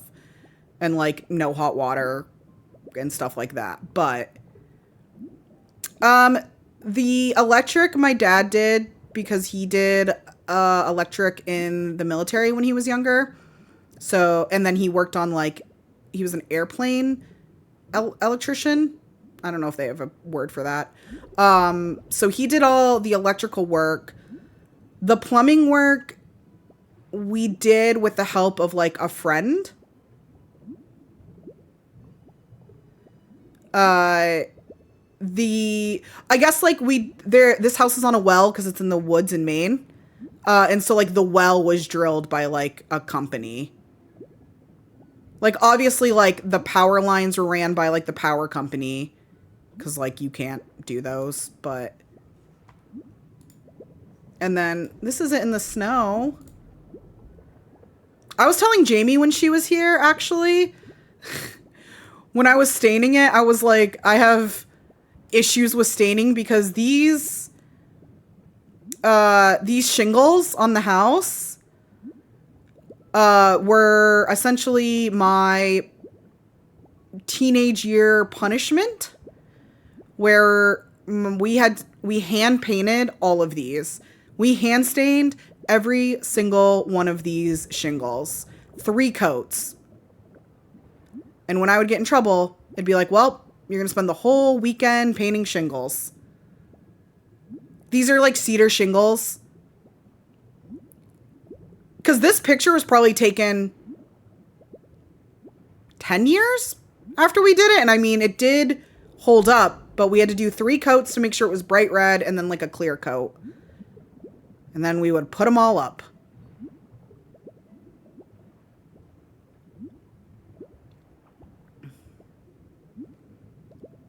Yeah, they do last a long time, but... So, when people are like, oh, how do you know how to do, like, woodworking and stuff? I'm like, it's so hard to explain, but, like, I lived in an active construction site for years while we were building our house.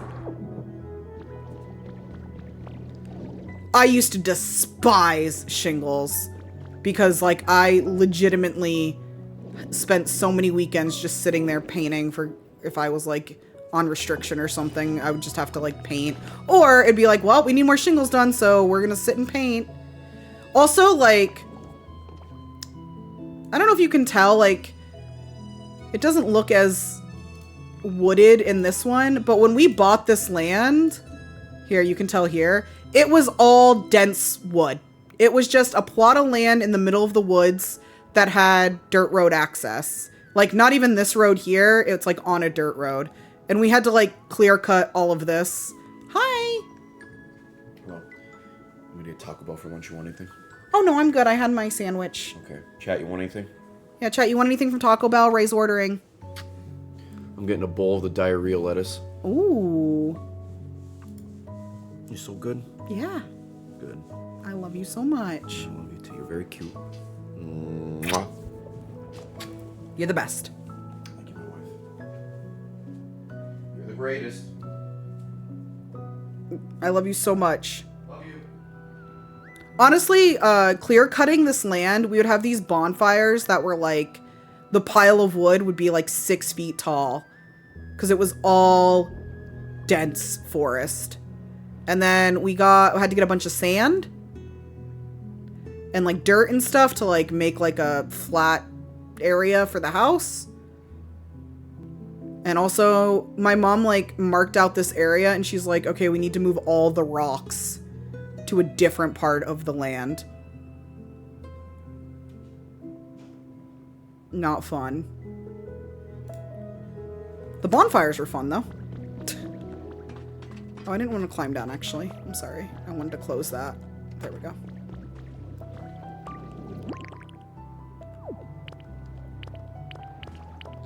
It's not something I would necessarily recommend. It was extremely hard. It was not fun 99% of the time. However, silver lining, it did give me a lot of very useful skills.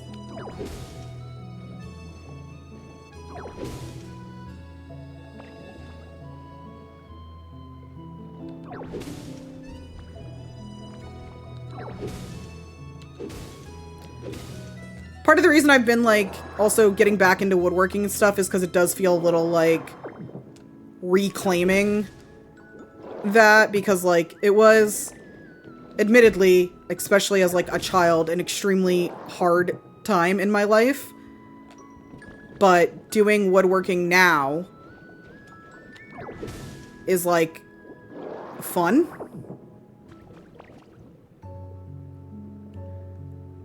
Oh, it was mostly, like, silent. We would sometimes have a radio.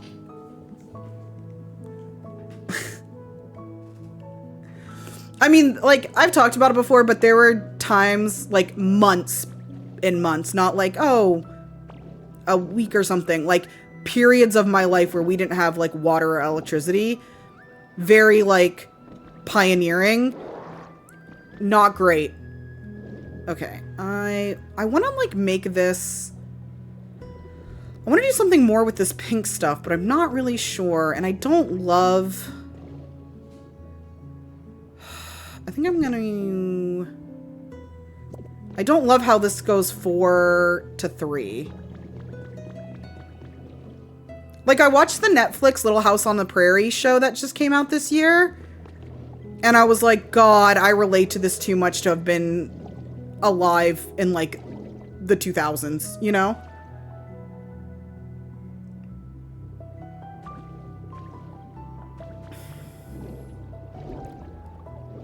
Yeah, like, I did this brick, and I do like the brick, but I hate how this...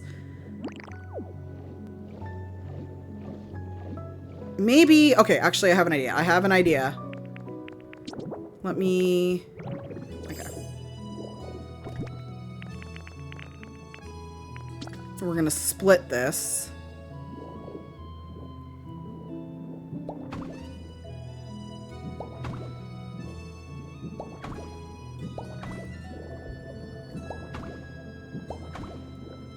And then, do I have... Oh, I have a single pink moss. Okay, I need 2. There we go. You're mine now. Okay. And then... That's not what I meant. That's fine.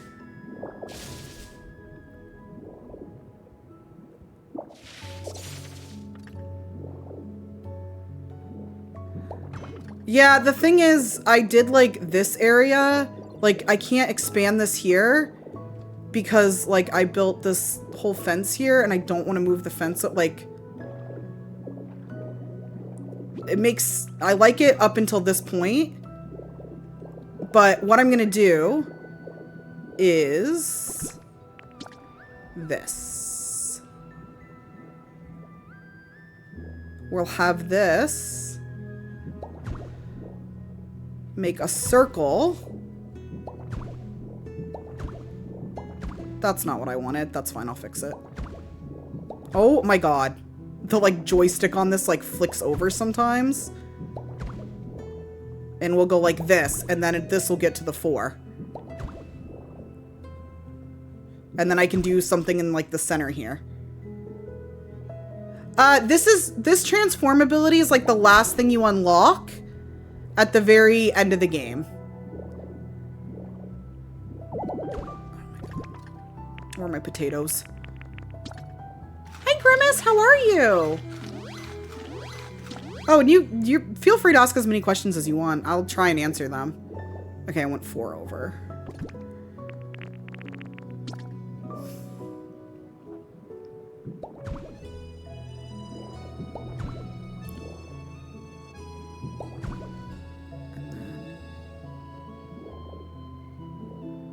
Here? I am doing well. Guys, I am so excited to start classes. With the exception of I am dreading if any, like, professors make us do, like, any icebreakers day 1. I don't want to do that.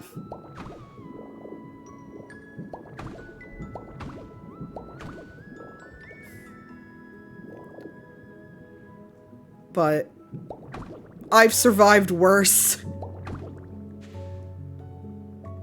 Bye, Sayo. Have a great night. Enjoy your dinner.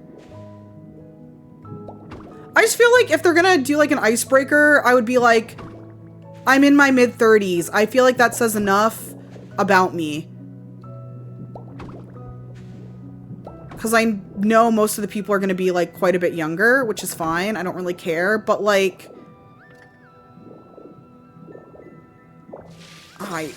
I don't know.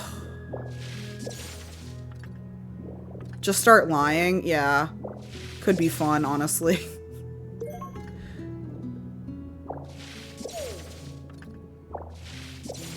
That's not what I want. Okay. Fucked up there. Forgot I was in my metaform or whatever mode. Here we go.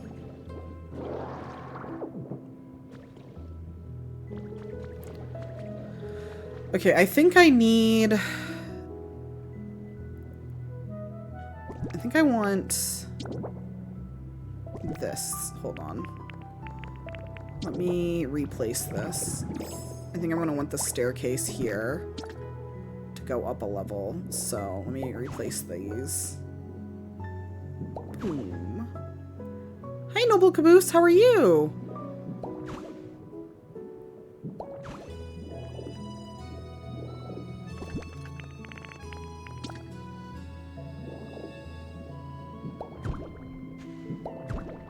I'm taking, like, a full course load, and I'm so excited.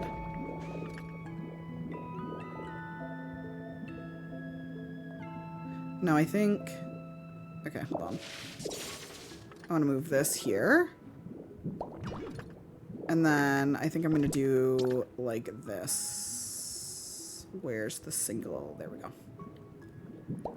And then I'll do stairs there. Okay, that works. Oh, hold on.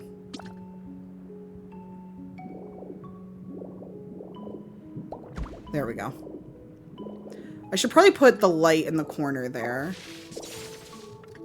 I'll do this. Boom. There we go. And then I guess maybe I should corner this off too. So the classes I'm taking are, I'm redoing Calculus 1. Because I haven't taken a math class in a really long time. So I'm restarting at Calc 1. And then I'm also doing like a history requirement that I have to get out of the way. I'm doing an art appreciation because I've never taken an art class, like an art appreciation class, and I'd love to learn. I'm doing a like astronomy class.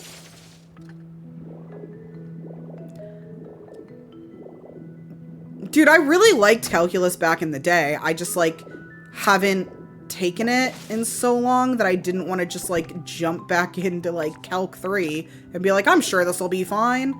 So I'm restarting at Calc 1, which I think will be fine. And then I'm taking a history class that's a requirement, and I think a statistics class.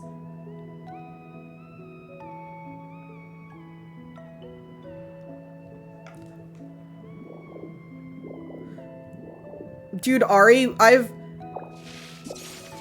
always wanted to get my math degree, but the reason I didn't before is because I didn't want to get an actuary sciences degree, and that's like the only thing the only like math degree a lot of places offer. But I'm doing like a generalized math study right now.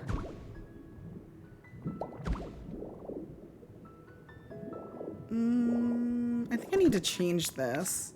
I wish I had like dirt on me. Do I want to go get some? Is there some up here maybe? Yeah, I'm full-time. It is going to be like my primary focus. No, it's all sand. Okay, I need to go back to my inventory land.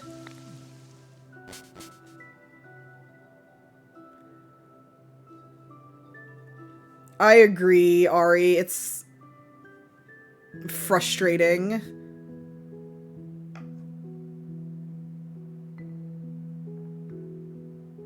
I low-key, like, this is, you know how, like, sometimes you're like, oh, maybe I'll do this, and you're like, I'm just throwing this out there, don't put too much weight into it, right? I have low-key been thinking, I want to do pure mathematics. That's not the thing I was about to say, but I just read that, Joe, so I want to respond. I've been thinking, I've been debating, okay, like, I'm going to get my math degree, I know that. What do I want to do after that, right? I can get a master's or, like, / go, like, the PhD route, right? Which, like, maybe. I do intend to be in school probably, like, indefinitely. I love learning. I'm very fortunate to be in a position where I can just keep going to school, right? So I know once I finish my degree, I'll want to like, okay, what's next? So part of me is like graduate school, right? That's the next step. However, my thought is, you guys know how like in entertainment, really accomplished people can get like an EGOT. So you get like an Emmy, a Grammy, an Oscar, and a Tony, right? There's a little voice in the back of my head that's like, how fun would it be to do that, but with like STEM degrees? And get like a science degree, a technology degree, an engineering degree, and obviously my math degree. Like that would be kind of fun. Glasses is raiding. Hello, Glasses and Raiders.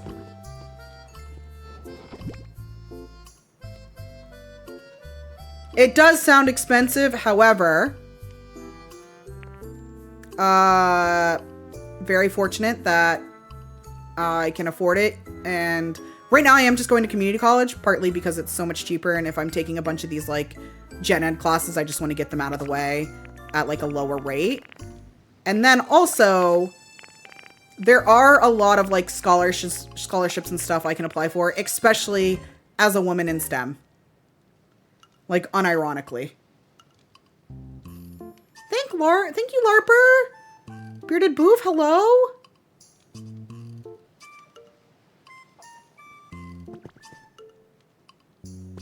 Oh, that's awesome, Kainara. I hope you enjoy it. Also, because we are local, like, UT isn't actually that expensive because it is a state school compared to, like, a private college. So. Oh, hi, Kramer Ant. I don't want to take a quiz right now. I'm so sorry. I have been having fun streaming today. It's been really great. Let's go, Ari. That's awesome.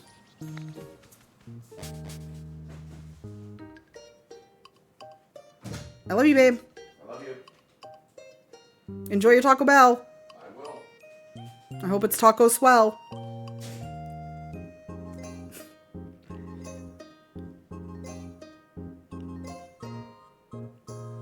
Yeah, I actually I know a couple people who work at UT and like admin roles and stuff.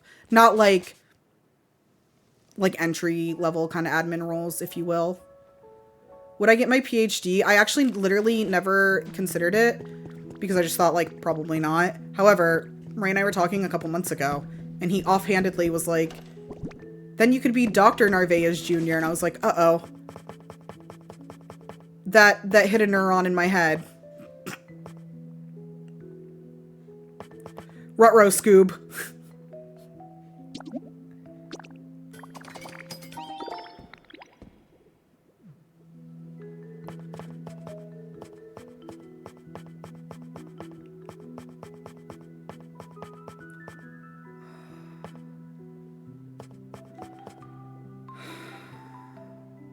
Yeah, I think this could be cute in the center there.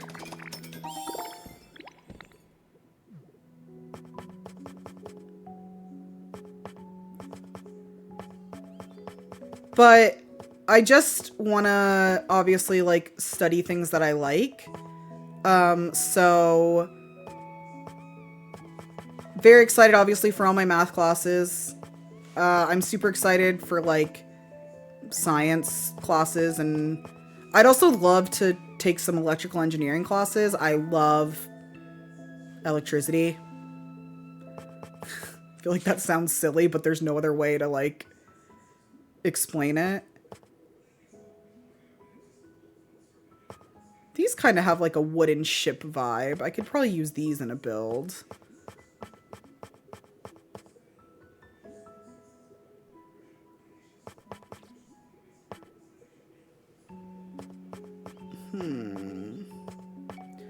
Sometimes when I'm trying to decide how I want to do things, I'll also like look at the furniture and see if anything inspires me. I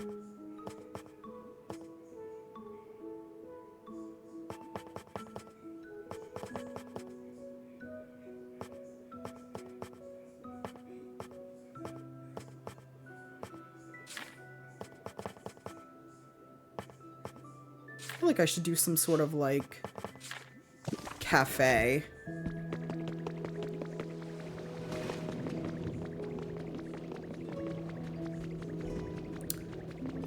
If I were to do a science degree, I'd want to do a physics degree.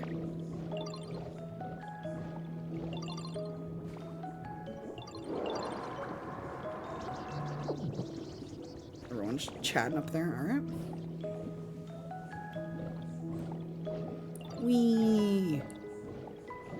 Alright, let me...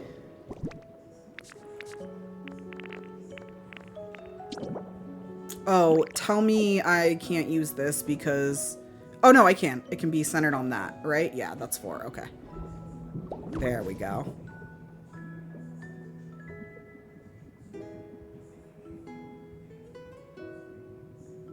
Oh, Neo, that's awesome.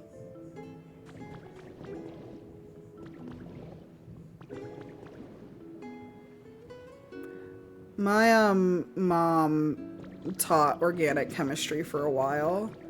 She taught organic chemistry and anatomy and physiology for a while when I was growing up. That's not what I wanted.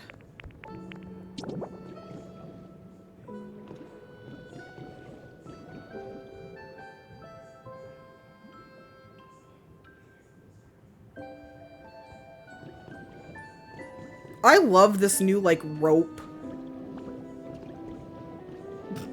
fencing.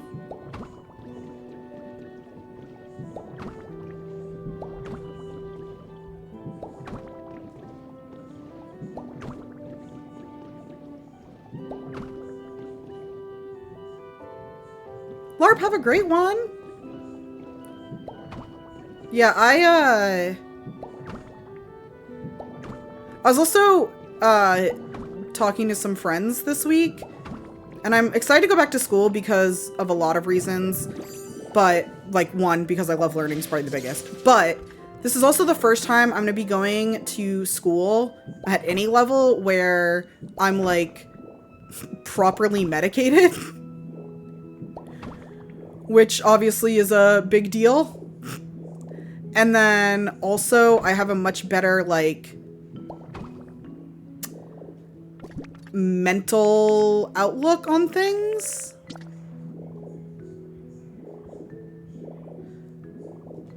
I used to have extremely bad perfectionism, and it was only kind of somewhat recently where I realized, like,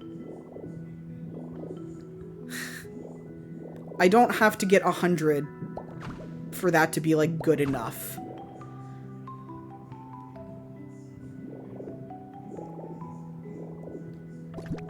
Also, I think I've mentioned this on stream before too, but I also grew up in a school system where anything below, like, a 70 was failing, and anything below a 79 was, like, a D and didn't really count. So, like, you had to get, like, an 80 or above in all your classes, and personally, I was expected to get, like, as close to 100 as possible on everything. And if you can believe it, that turned into a little bit of perfectionism in my life.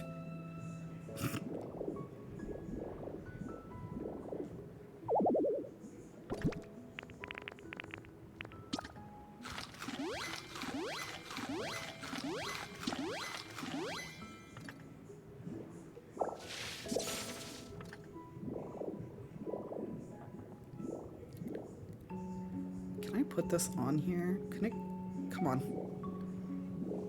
I can. Okay. Oh, no, I'll put a little coral around here. That'll be cute.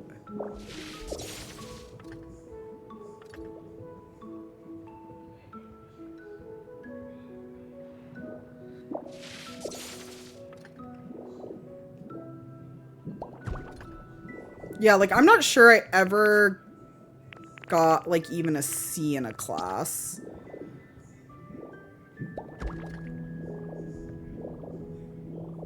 I kind of want to do another green one so it's, like, symmetrical. I'll have to...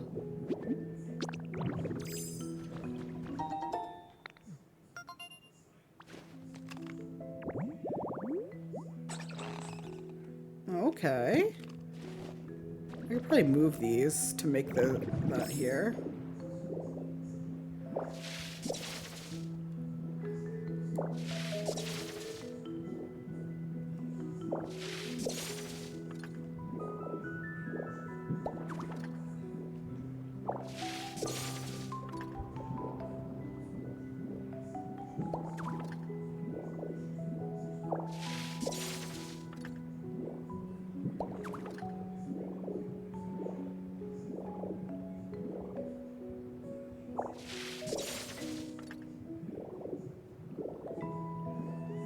Also, besides being, like,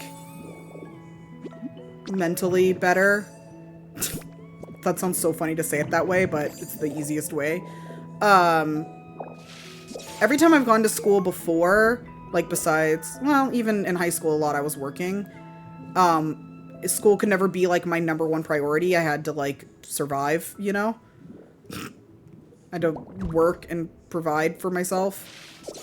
So it'll be nice to be able to go to school and, like, be able to focus on school.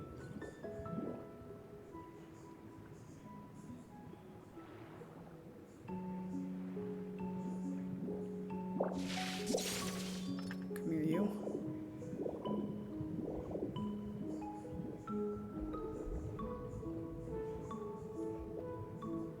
Is Ray gonna be a house husband? Ray's gonna make a da money.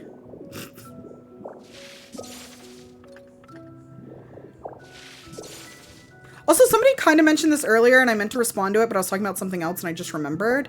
I might try and do woodworking streams in the future. I'm not sure how well it'll work for a couple reasons. I think maybe this level I'll do sand, and then everything above this level I'll do grass. I did order stuff so that I could run, like, good internet out to the garage.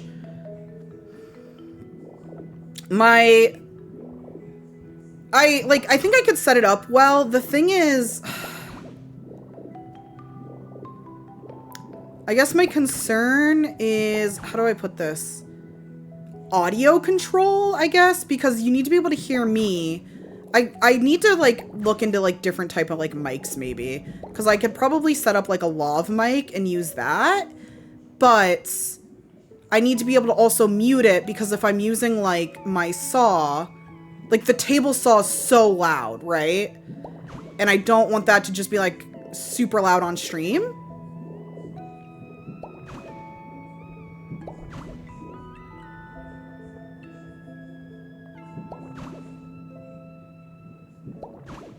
Hi, Gail.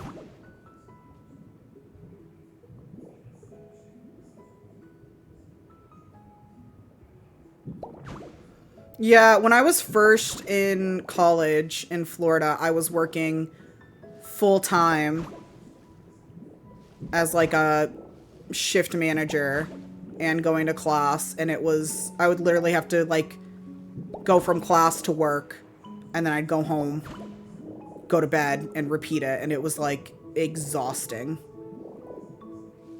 Oh, there's a new Pokemon.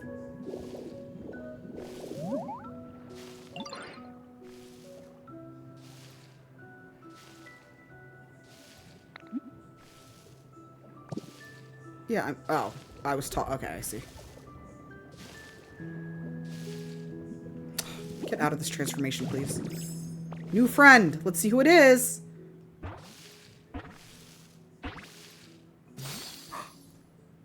Oh, okay. This one's not ugly. I like this one. The Luza. Hup hup.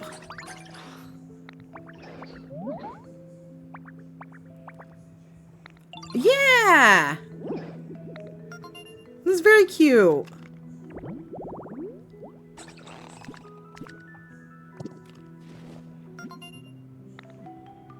I'm also, like, doing all in-person classes, which, like, I'm so excited about because I am not somebody who can do online learning.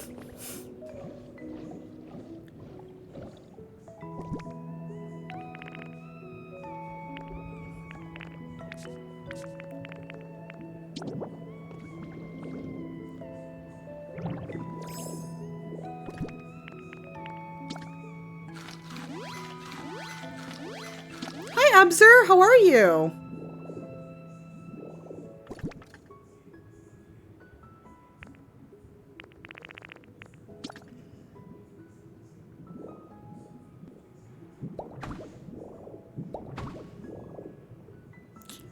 I feel like I'm gonna have to clear some of that out for the house, so I'm actually just going to grass this.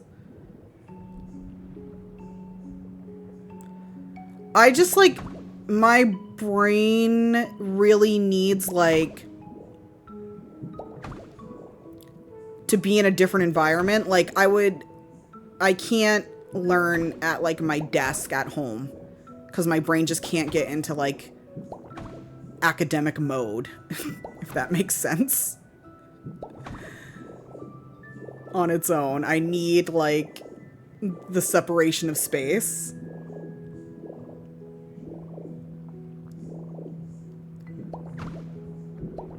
I can't give it, like, my full attention.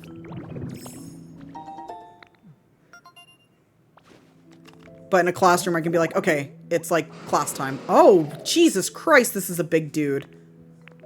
Alright. That's a big guy. I wonder... I could build, like, a cute house into the wall here. Yeah, let me... get rid of this sand.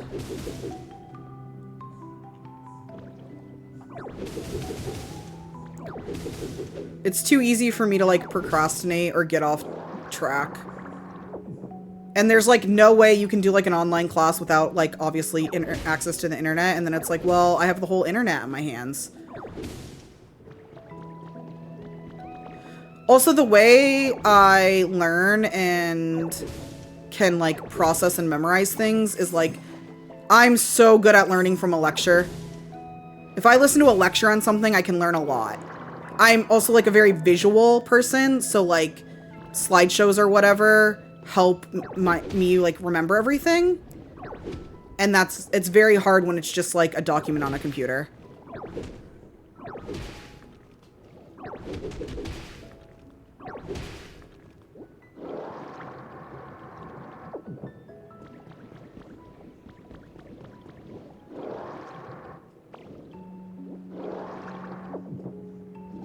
How do you take notes when I learn? I used to do note-taking streams. When I went back to college in, like, 2018, I did some note-taking streams. The way I like to do it, I know this is, like... I don't even want to say this is excessive because it's just what works for me. But what I'll do is... Obviously, I'll take, like, notes about whatever they're talking about in class, right? Whatever they're saying, I feel like, okay, I should have that written down, whatever. Because also I feel like a lot of teachers test based on what they talked about in class, not necessarily like what's in a textbook or in assignments or whatever. But then either before the class if I have time, ideally, so that I know what we're covering, or before the next class, I'll go through the chapter and I like will just take notes based on everything in a textbook.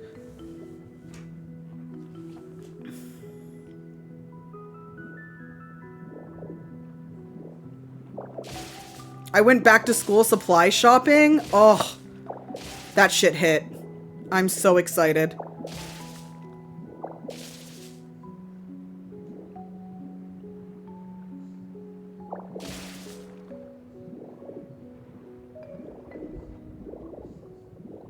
I got some really nice notebooks. I'm really excited. I hate this roofing.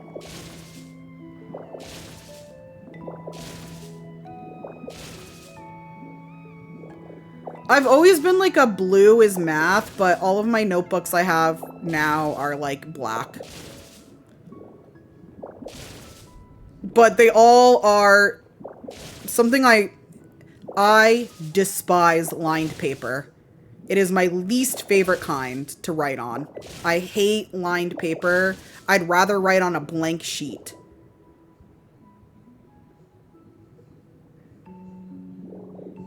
But all of my notebooks are like graph paper.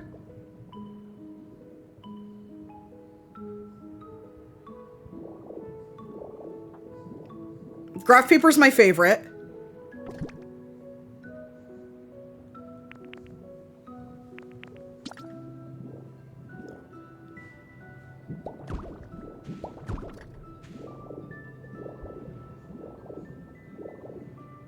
And so all of my notebooks are...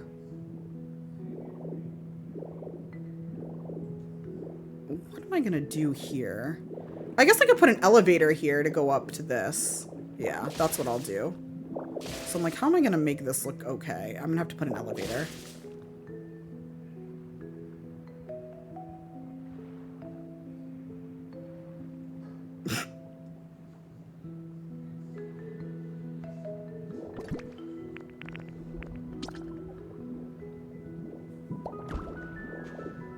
Yeah, elevator there will work, and it can go up. Oh, whoops, I guess I forgot to clean this up.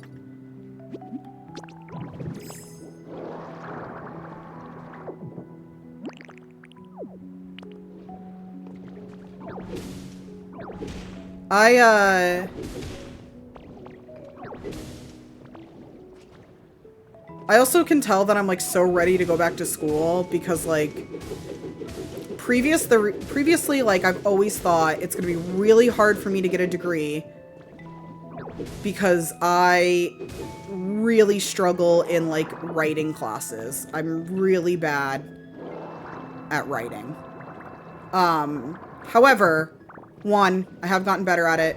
Two, I do think being on ADHD meds helps. My problem is, like, I used to be told all the time, like, you have to slow down because, like, I'd leave out words or I'd, like, start one thought and then finish the next when I'm writing. Like, I can't write as fast as my brain thinks, if that makes sense. But I'm actually quite excited now to even take, like, English classes.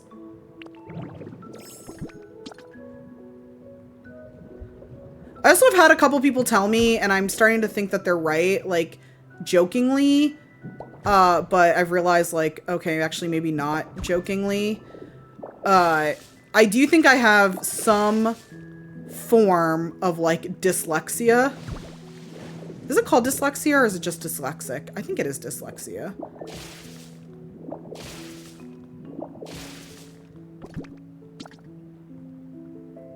Anyone who texts me regularly, I feel like has been like, are you dyslexic? And I'm like, no.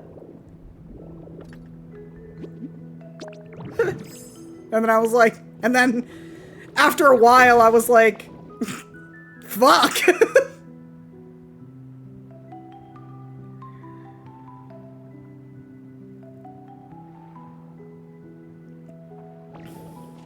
I think it was also never, like, considered by, like, I don't know, people in my life, because if you do well in school, they're not gonna think that you have any sort of learning disability. They're just gonna tell you that you need to slow down and try harder when you write papers.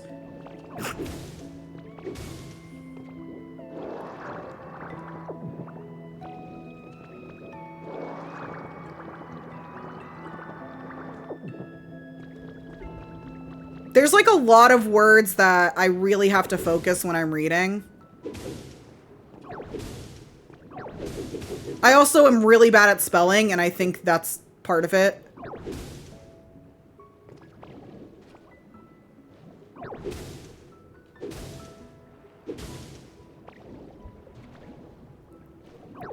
And obviously, like, I don't know if this is actually part of it, but we'll throw it on there because why not? I'm sure many of you know I often get my left and right mixed up unless I'm stopping to think about it.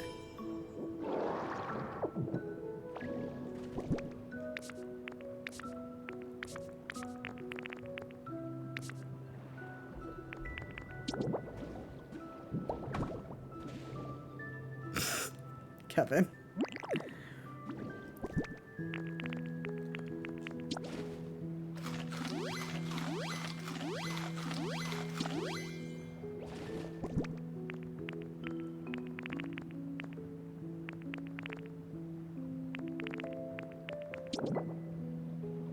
It's one of those things where I'm like, I've definitely learned, I guess, like, systems are coping mechanisms enough now that I don't feel the need to go, like, get tested or whatever. Because I'm like, whatever. I've, like, learned to cope with it in a way that works for me. So it doesn't matter whether or not I have it or whatever. Like, that won't change the things I struggle with, you know?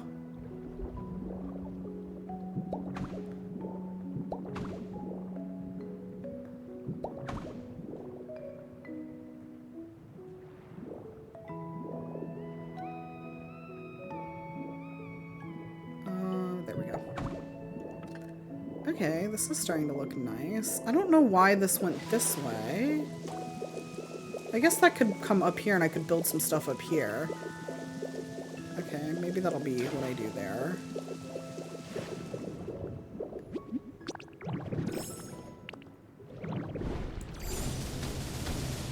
Clear out all this fucking sand. I know it's underwater, so it makes sense. There's a lot of sand, but damn.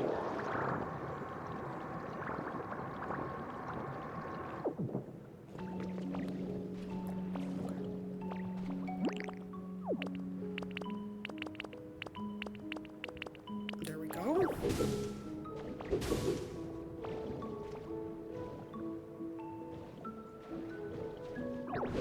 Yeah, I'm not saying people shouldn't get diagnosed. You absolutely should. I'm actually quite anti-self-diagnosis just because I think it can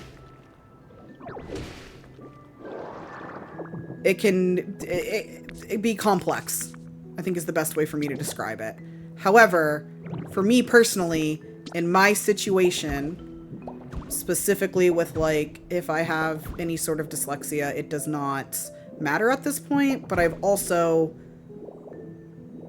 been very fortunate to have like a lot of mental health help and training. So I am, I think, a little, I don't know, more aware of like what I do and do not need help with, if that makes sense.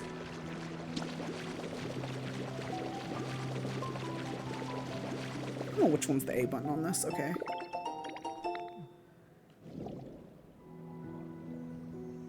I wish there was a nice word that people could use if they were self-diagnosed, because I do think it's super important to, like, clarify. And I say that knowing that, like, obviously... Oh, Classes is playing this too. Obviously, getting a diagnosis, especially in the US, is not the easiest thing. So I'm not saying it's a bad thing to be self-diagnosed, but I do think it's, like, an important piece of information.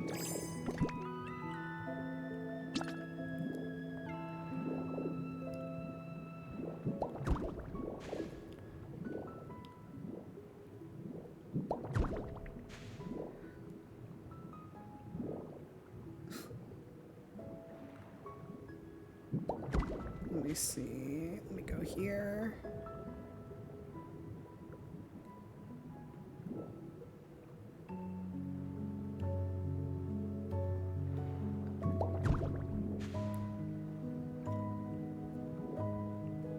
Okay. Put this here.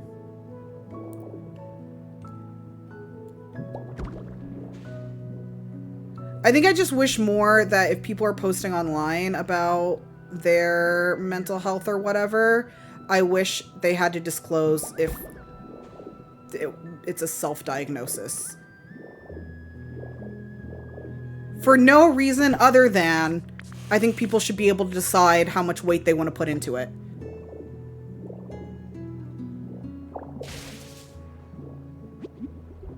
Like, I'm not saying it's not, you're not, like, you're wrong or, like, it's not as valuable or whatever, but I think it's just, like, a important thing to know. It's like when somebody does, like, an ad and they have to disclose they're paid for it. It's like, alright, so I probably will still trust what you think, but that is, like, a key piece of information I should be able to take into account when I'm evaluating whatever you're talking about.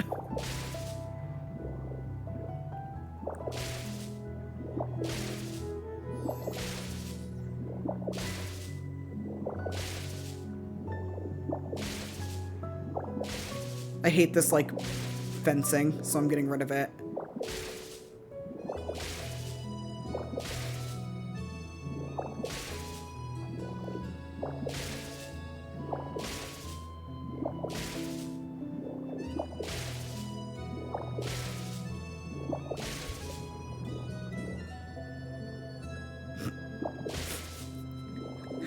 I may be on the spectrum hashtag ad.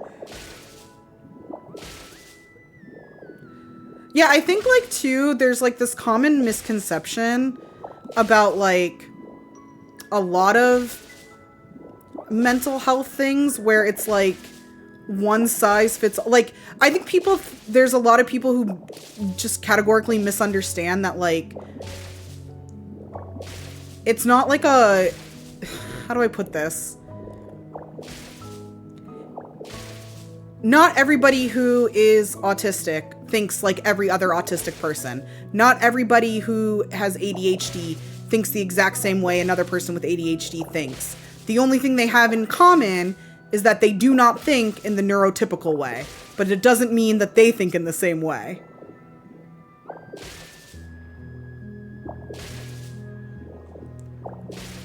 But I think some people think like, oh, I have ADHD and this person said this about ADHD, so that must be true for me too. And it's like, no, it doesn't have to. Might. Just like if you're like, oh, I'm not feeling well. That could be a lot of different things. And it could all be you not feeling well. But it just manifests in different ways. Like, it's like quite literally that.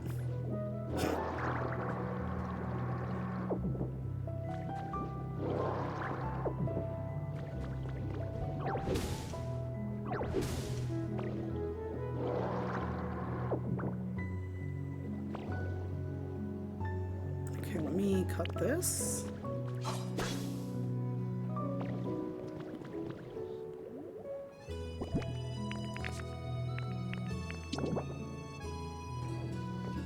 Boop. Oh, I see what this did. And it goes then like this, probably? Yes. And then that's matches this. I need to get more of this, like, stone. I don't think I have any on me, do I? Is that this? That'd be so cool. Oh, I do. Hi, Pun Intentional. How are you? Oh, I had one. Damn it. Okay, I'll have to go get more.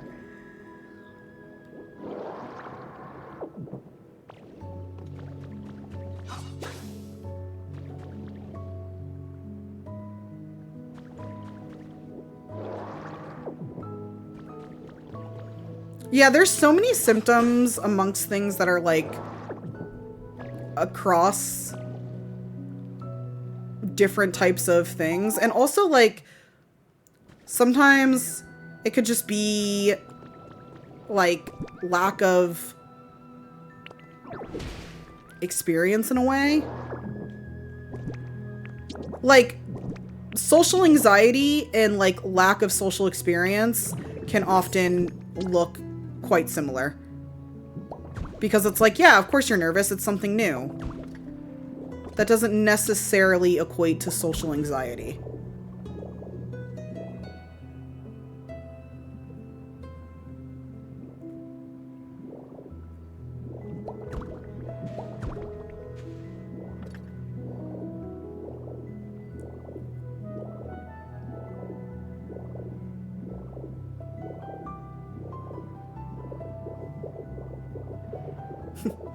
Oh shit, that's me. It's like the not the Spider-Man meme.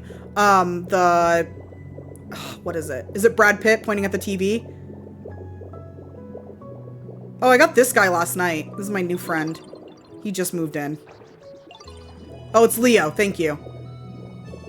I'm like, I can't remember which one it is.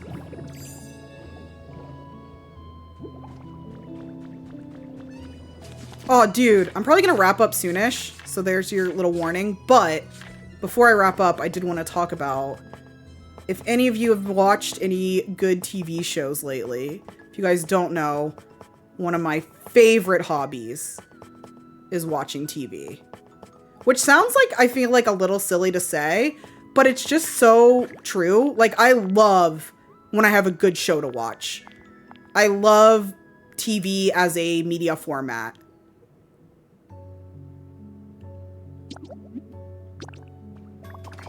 I have watched Shrinking. Shrinking is one of my probably top 5 all-time favorite shows. I watched it this year. It's so good. Yeah, this is the Sharkpedo.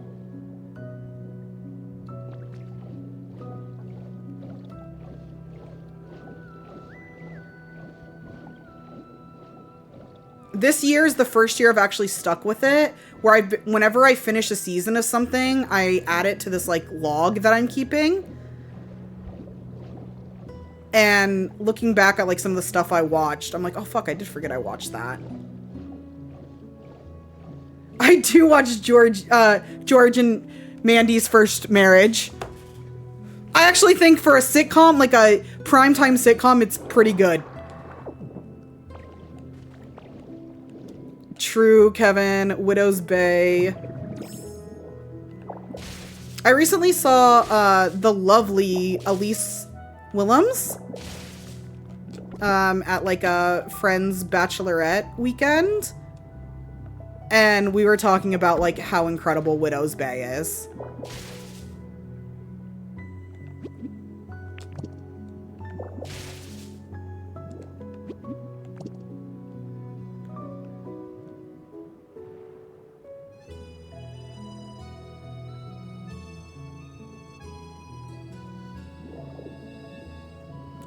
I don't watch a lot of anime because I'm often doing something else while I watch TV, while I have a show on, and so if it's not dubbed, I can't really watch it because I can't sit and just like read, unless I'm like super locked in on it.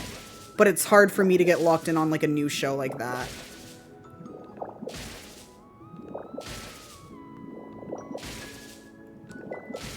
Here, I'll give you a quick little rundown of some of the things I've been, what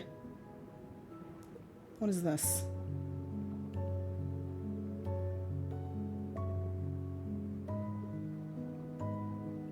Oh, okay. Discord needs me to submit something because my bot gets used too much, I guess, in the Discord. Okay.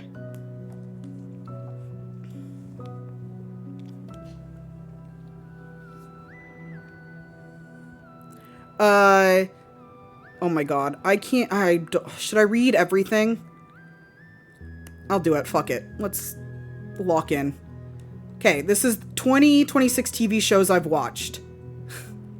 Heated Rivalry Season 1. Taskmaster Australia Season 4. My Life with the Walter Boys Season 2 and Season 3. Madam Secretary, the entire show. One of my all-time favorite shows. One of my most underrated shows, in my opinion. I think Madam Secretary is such an underrated show. If you haven't watched it and you like political shows at all, you gotta watch it. Mad Men Season 4 through 7. We watched the first 3 seasons last year. That's why it's like starting at Season 4. The Morning Show. The complete series. Your Friends and Neighbors, Season 1, and I have like 1 episode of Season 2 left that I haven't finished. All of Shrinking, all of the British TV show Trying. I love West Wing, yeah.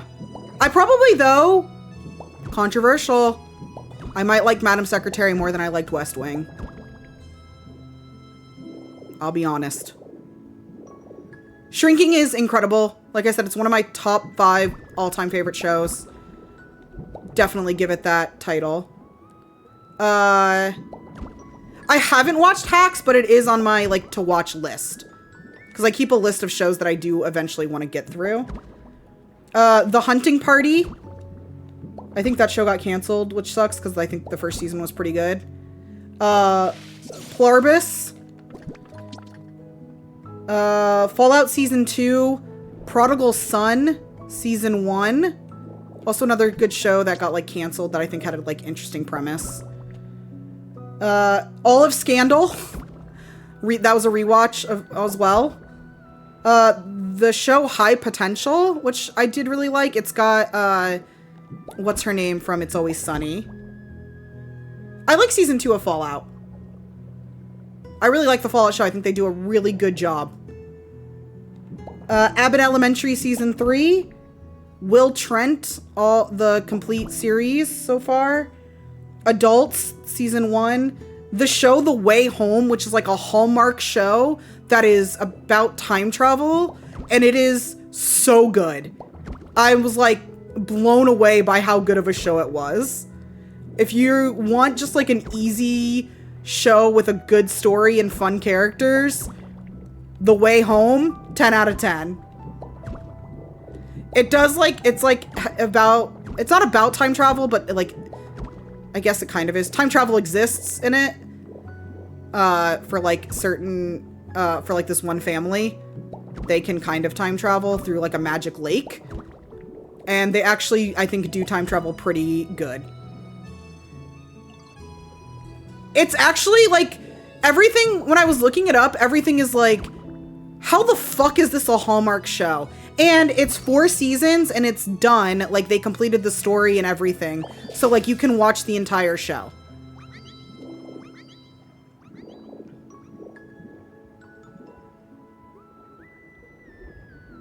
Oh, I had that noted down. That High Potential is based off that show, because I saw it at the end of an episode, and I was like, oh, maybe the original might be good.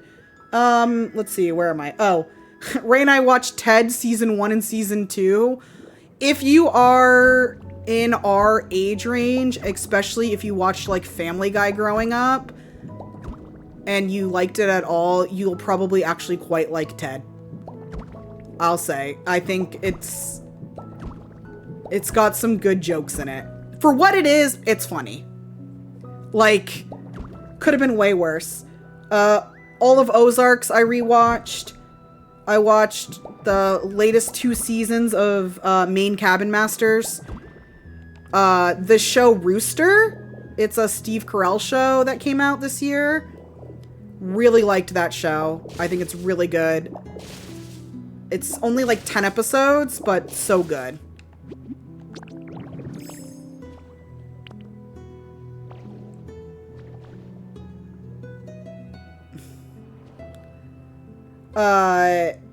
Let's see. I gotta scroll down.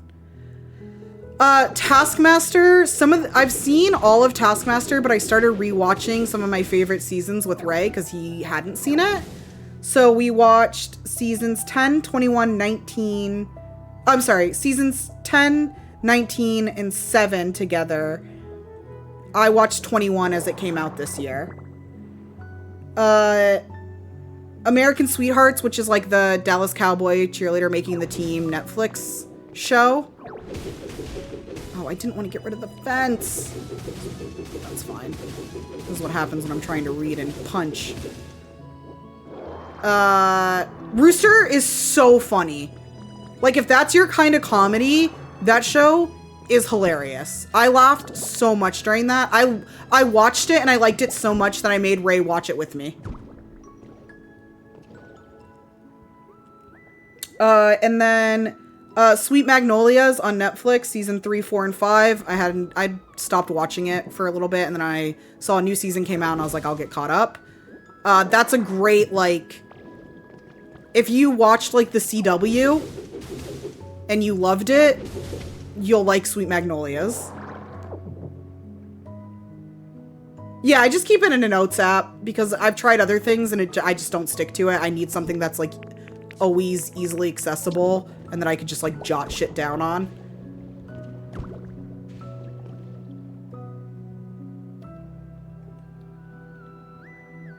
And then Margot's Got Money Trouble. That's a good show. That's a Apple TV one. I've watched a lot of Apple TV this year because I hadn't really watched any. Apple TV has incredible shows. And then Maximum Pleasure Guaranteed, that's also Apple TV. That was a really good season. I liked that a lot. Elle, the like Legally Blonde prequel. I think it's really good for what it is. I wasn't expecting like a revolutionary type TV show that changed how I viewed the world or anything. But for what it is, it's a good show. I liked it. Widow's Bay, obviously, as I talked about. I watched Little House on the Prairie. I watched 4 seasons. I watched a lot of Steve Carell this year, actually. I don't know why. Silo. Again, Apple TV show. I'm, like, a season of Silo is going on right now. It's so good.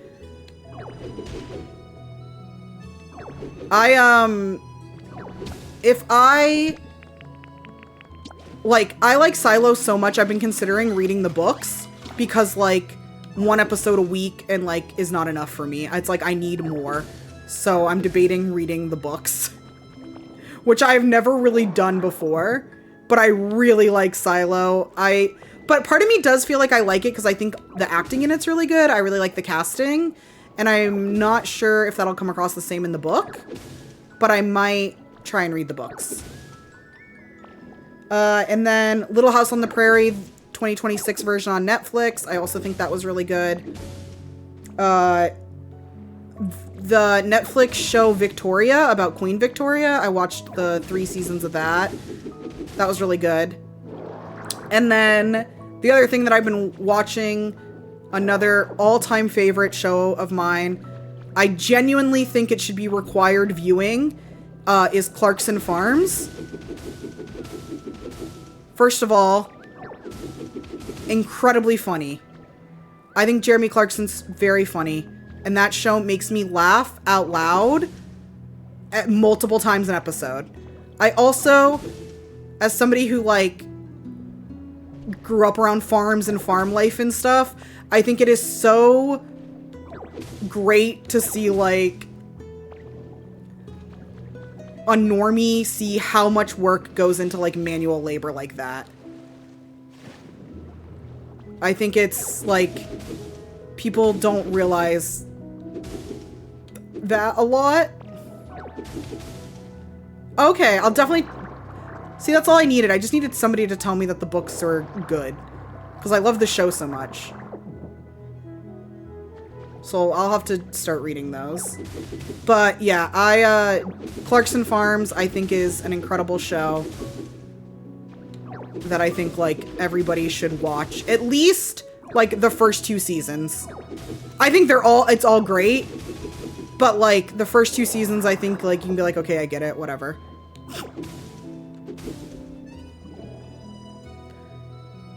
There's, like, an episode, I think in season 3, maybe? I can't remember. Where they're, like, obviously, like, he's talking to the camera. If you don't know what Clarkson Farms is, it's, like, a docu-series with Jeremy Clarkson, and he decides that he's going to... He owns a 1,000-acre farm with 500 acres of actual, like, crops, and he decides he's gonna farm it himself when his previous farmhand retires. And so it's him learning about, like, farming in the UK and farm life, and it's so real. Like, it's so great.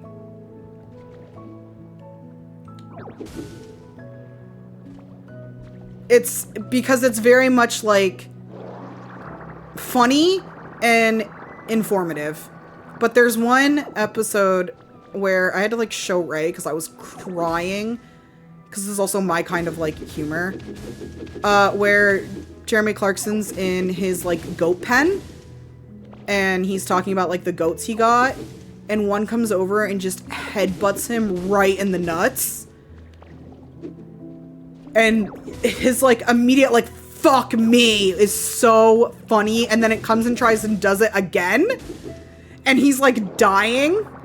And then the camera, like, pans over, and one of the, like, filming guys, like, is stuck, like, hunched over because the goats are trying to, like, jump up on him. It's so funny. It's just like, yeah, goats are fucking assholes.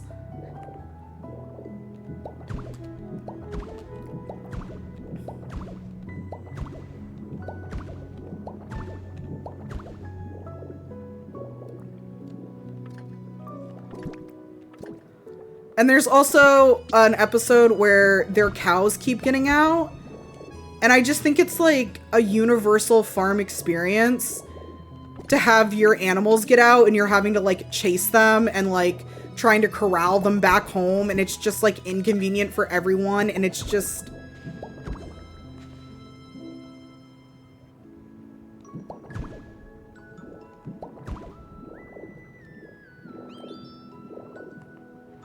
Hi, Zoe. Okay. Oh, I'm gonna have to get another planter for here, but this is gonna bother me, so I'm gonna get rid of that. think I need... Oh. Oh, I didn't realize that that was a habitat. That's funny. Oops.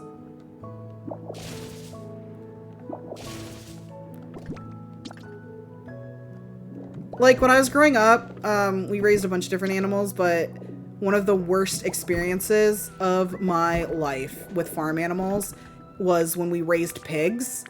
I loathe pigs. I genuinely hate them. And one time our pigs got out, and trying to, like, catch a pig and get it back in a pen, would not wish on my worst enemy.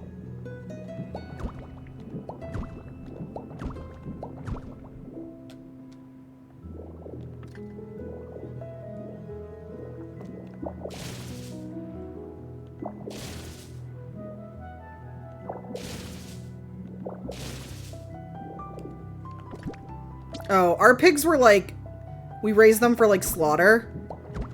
So they got like huge. They got porky for real, you know? And they were nasty and mean, and they'll eat anything and everything. It's like, you guys are fucking gross, dude. Donald Duck for real? I'm so happy we got to see Snowbike Mike when we went to San Fran. What, like a sunshine of a man.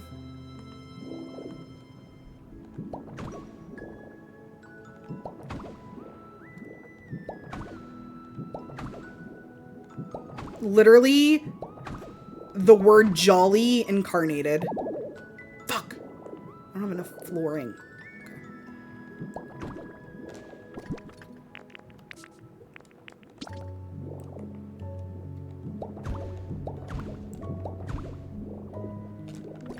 How much do I have? 7? How many do I need? Oh! Incredible! I needed 7. Oh. Okay. Incredible place for us to end. What timing. I love when things work out. That was great. I'll keep working on this garden area. This is where Love Disc lives. I love Love Disc. But I kind of want to make Love Disc like a big glass heart house. I think that's my future plans. All right, I'm going to stop the recording and then I'll wrap up. But YouTube, I hope you enjoyed this. If you're watching this like soon, I'm streaming a bit this month. It's August 2026. I'll be streaming the 12th, the 13th, the 17th, 19th, and 20th. So Wednesday, Thursday this week, and then Monday, Wednesday, Thursday next week. Come stop by, say hi. I'll be live at 11 a.m. But yeah, thank you, YouTube.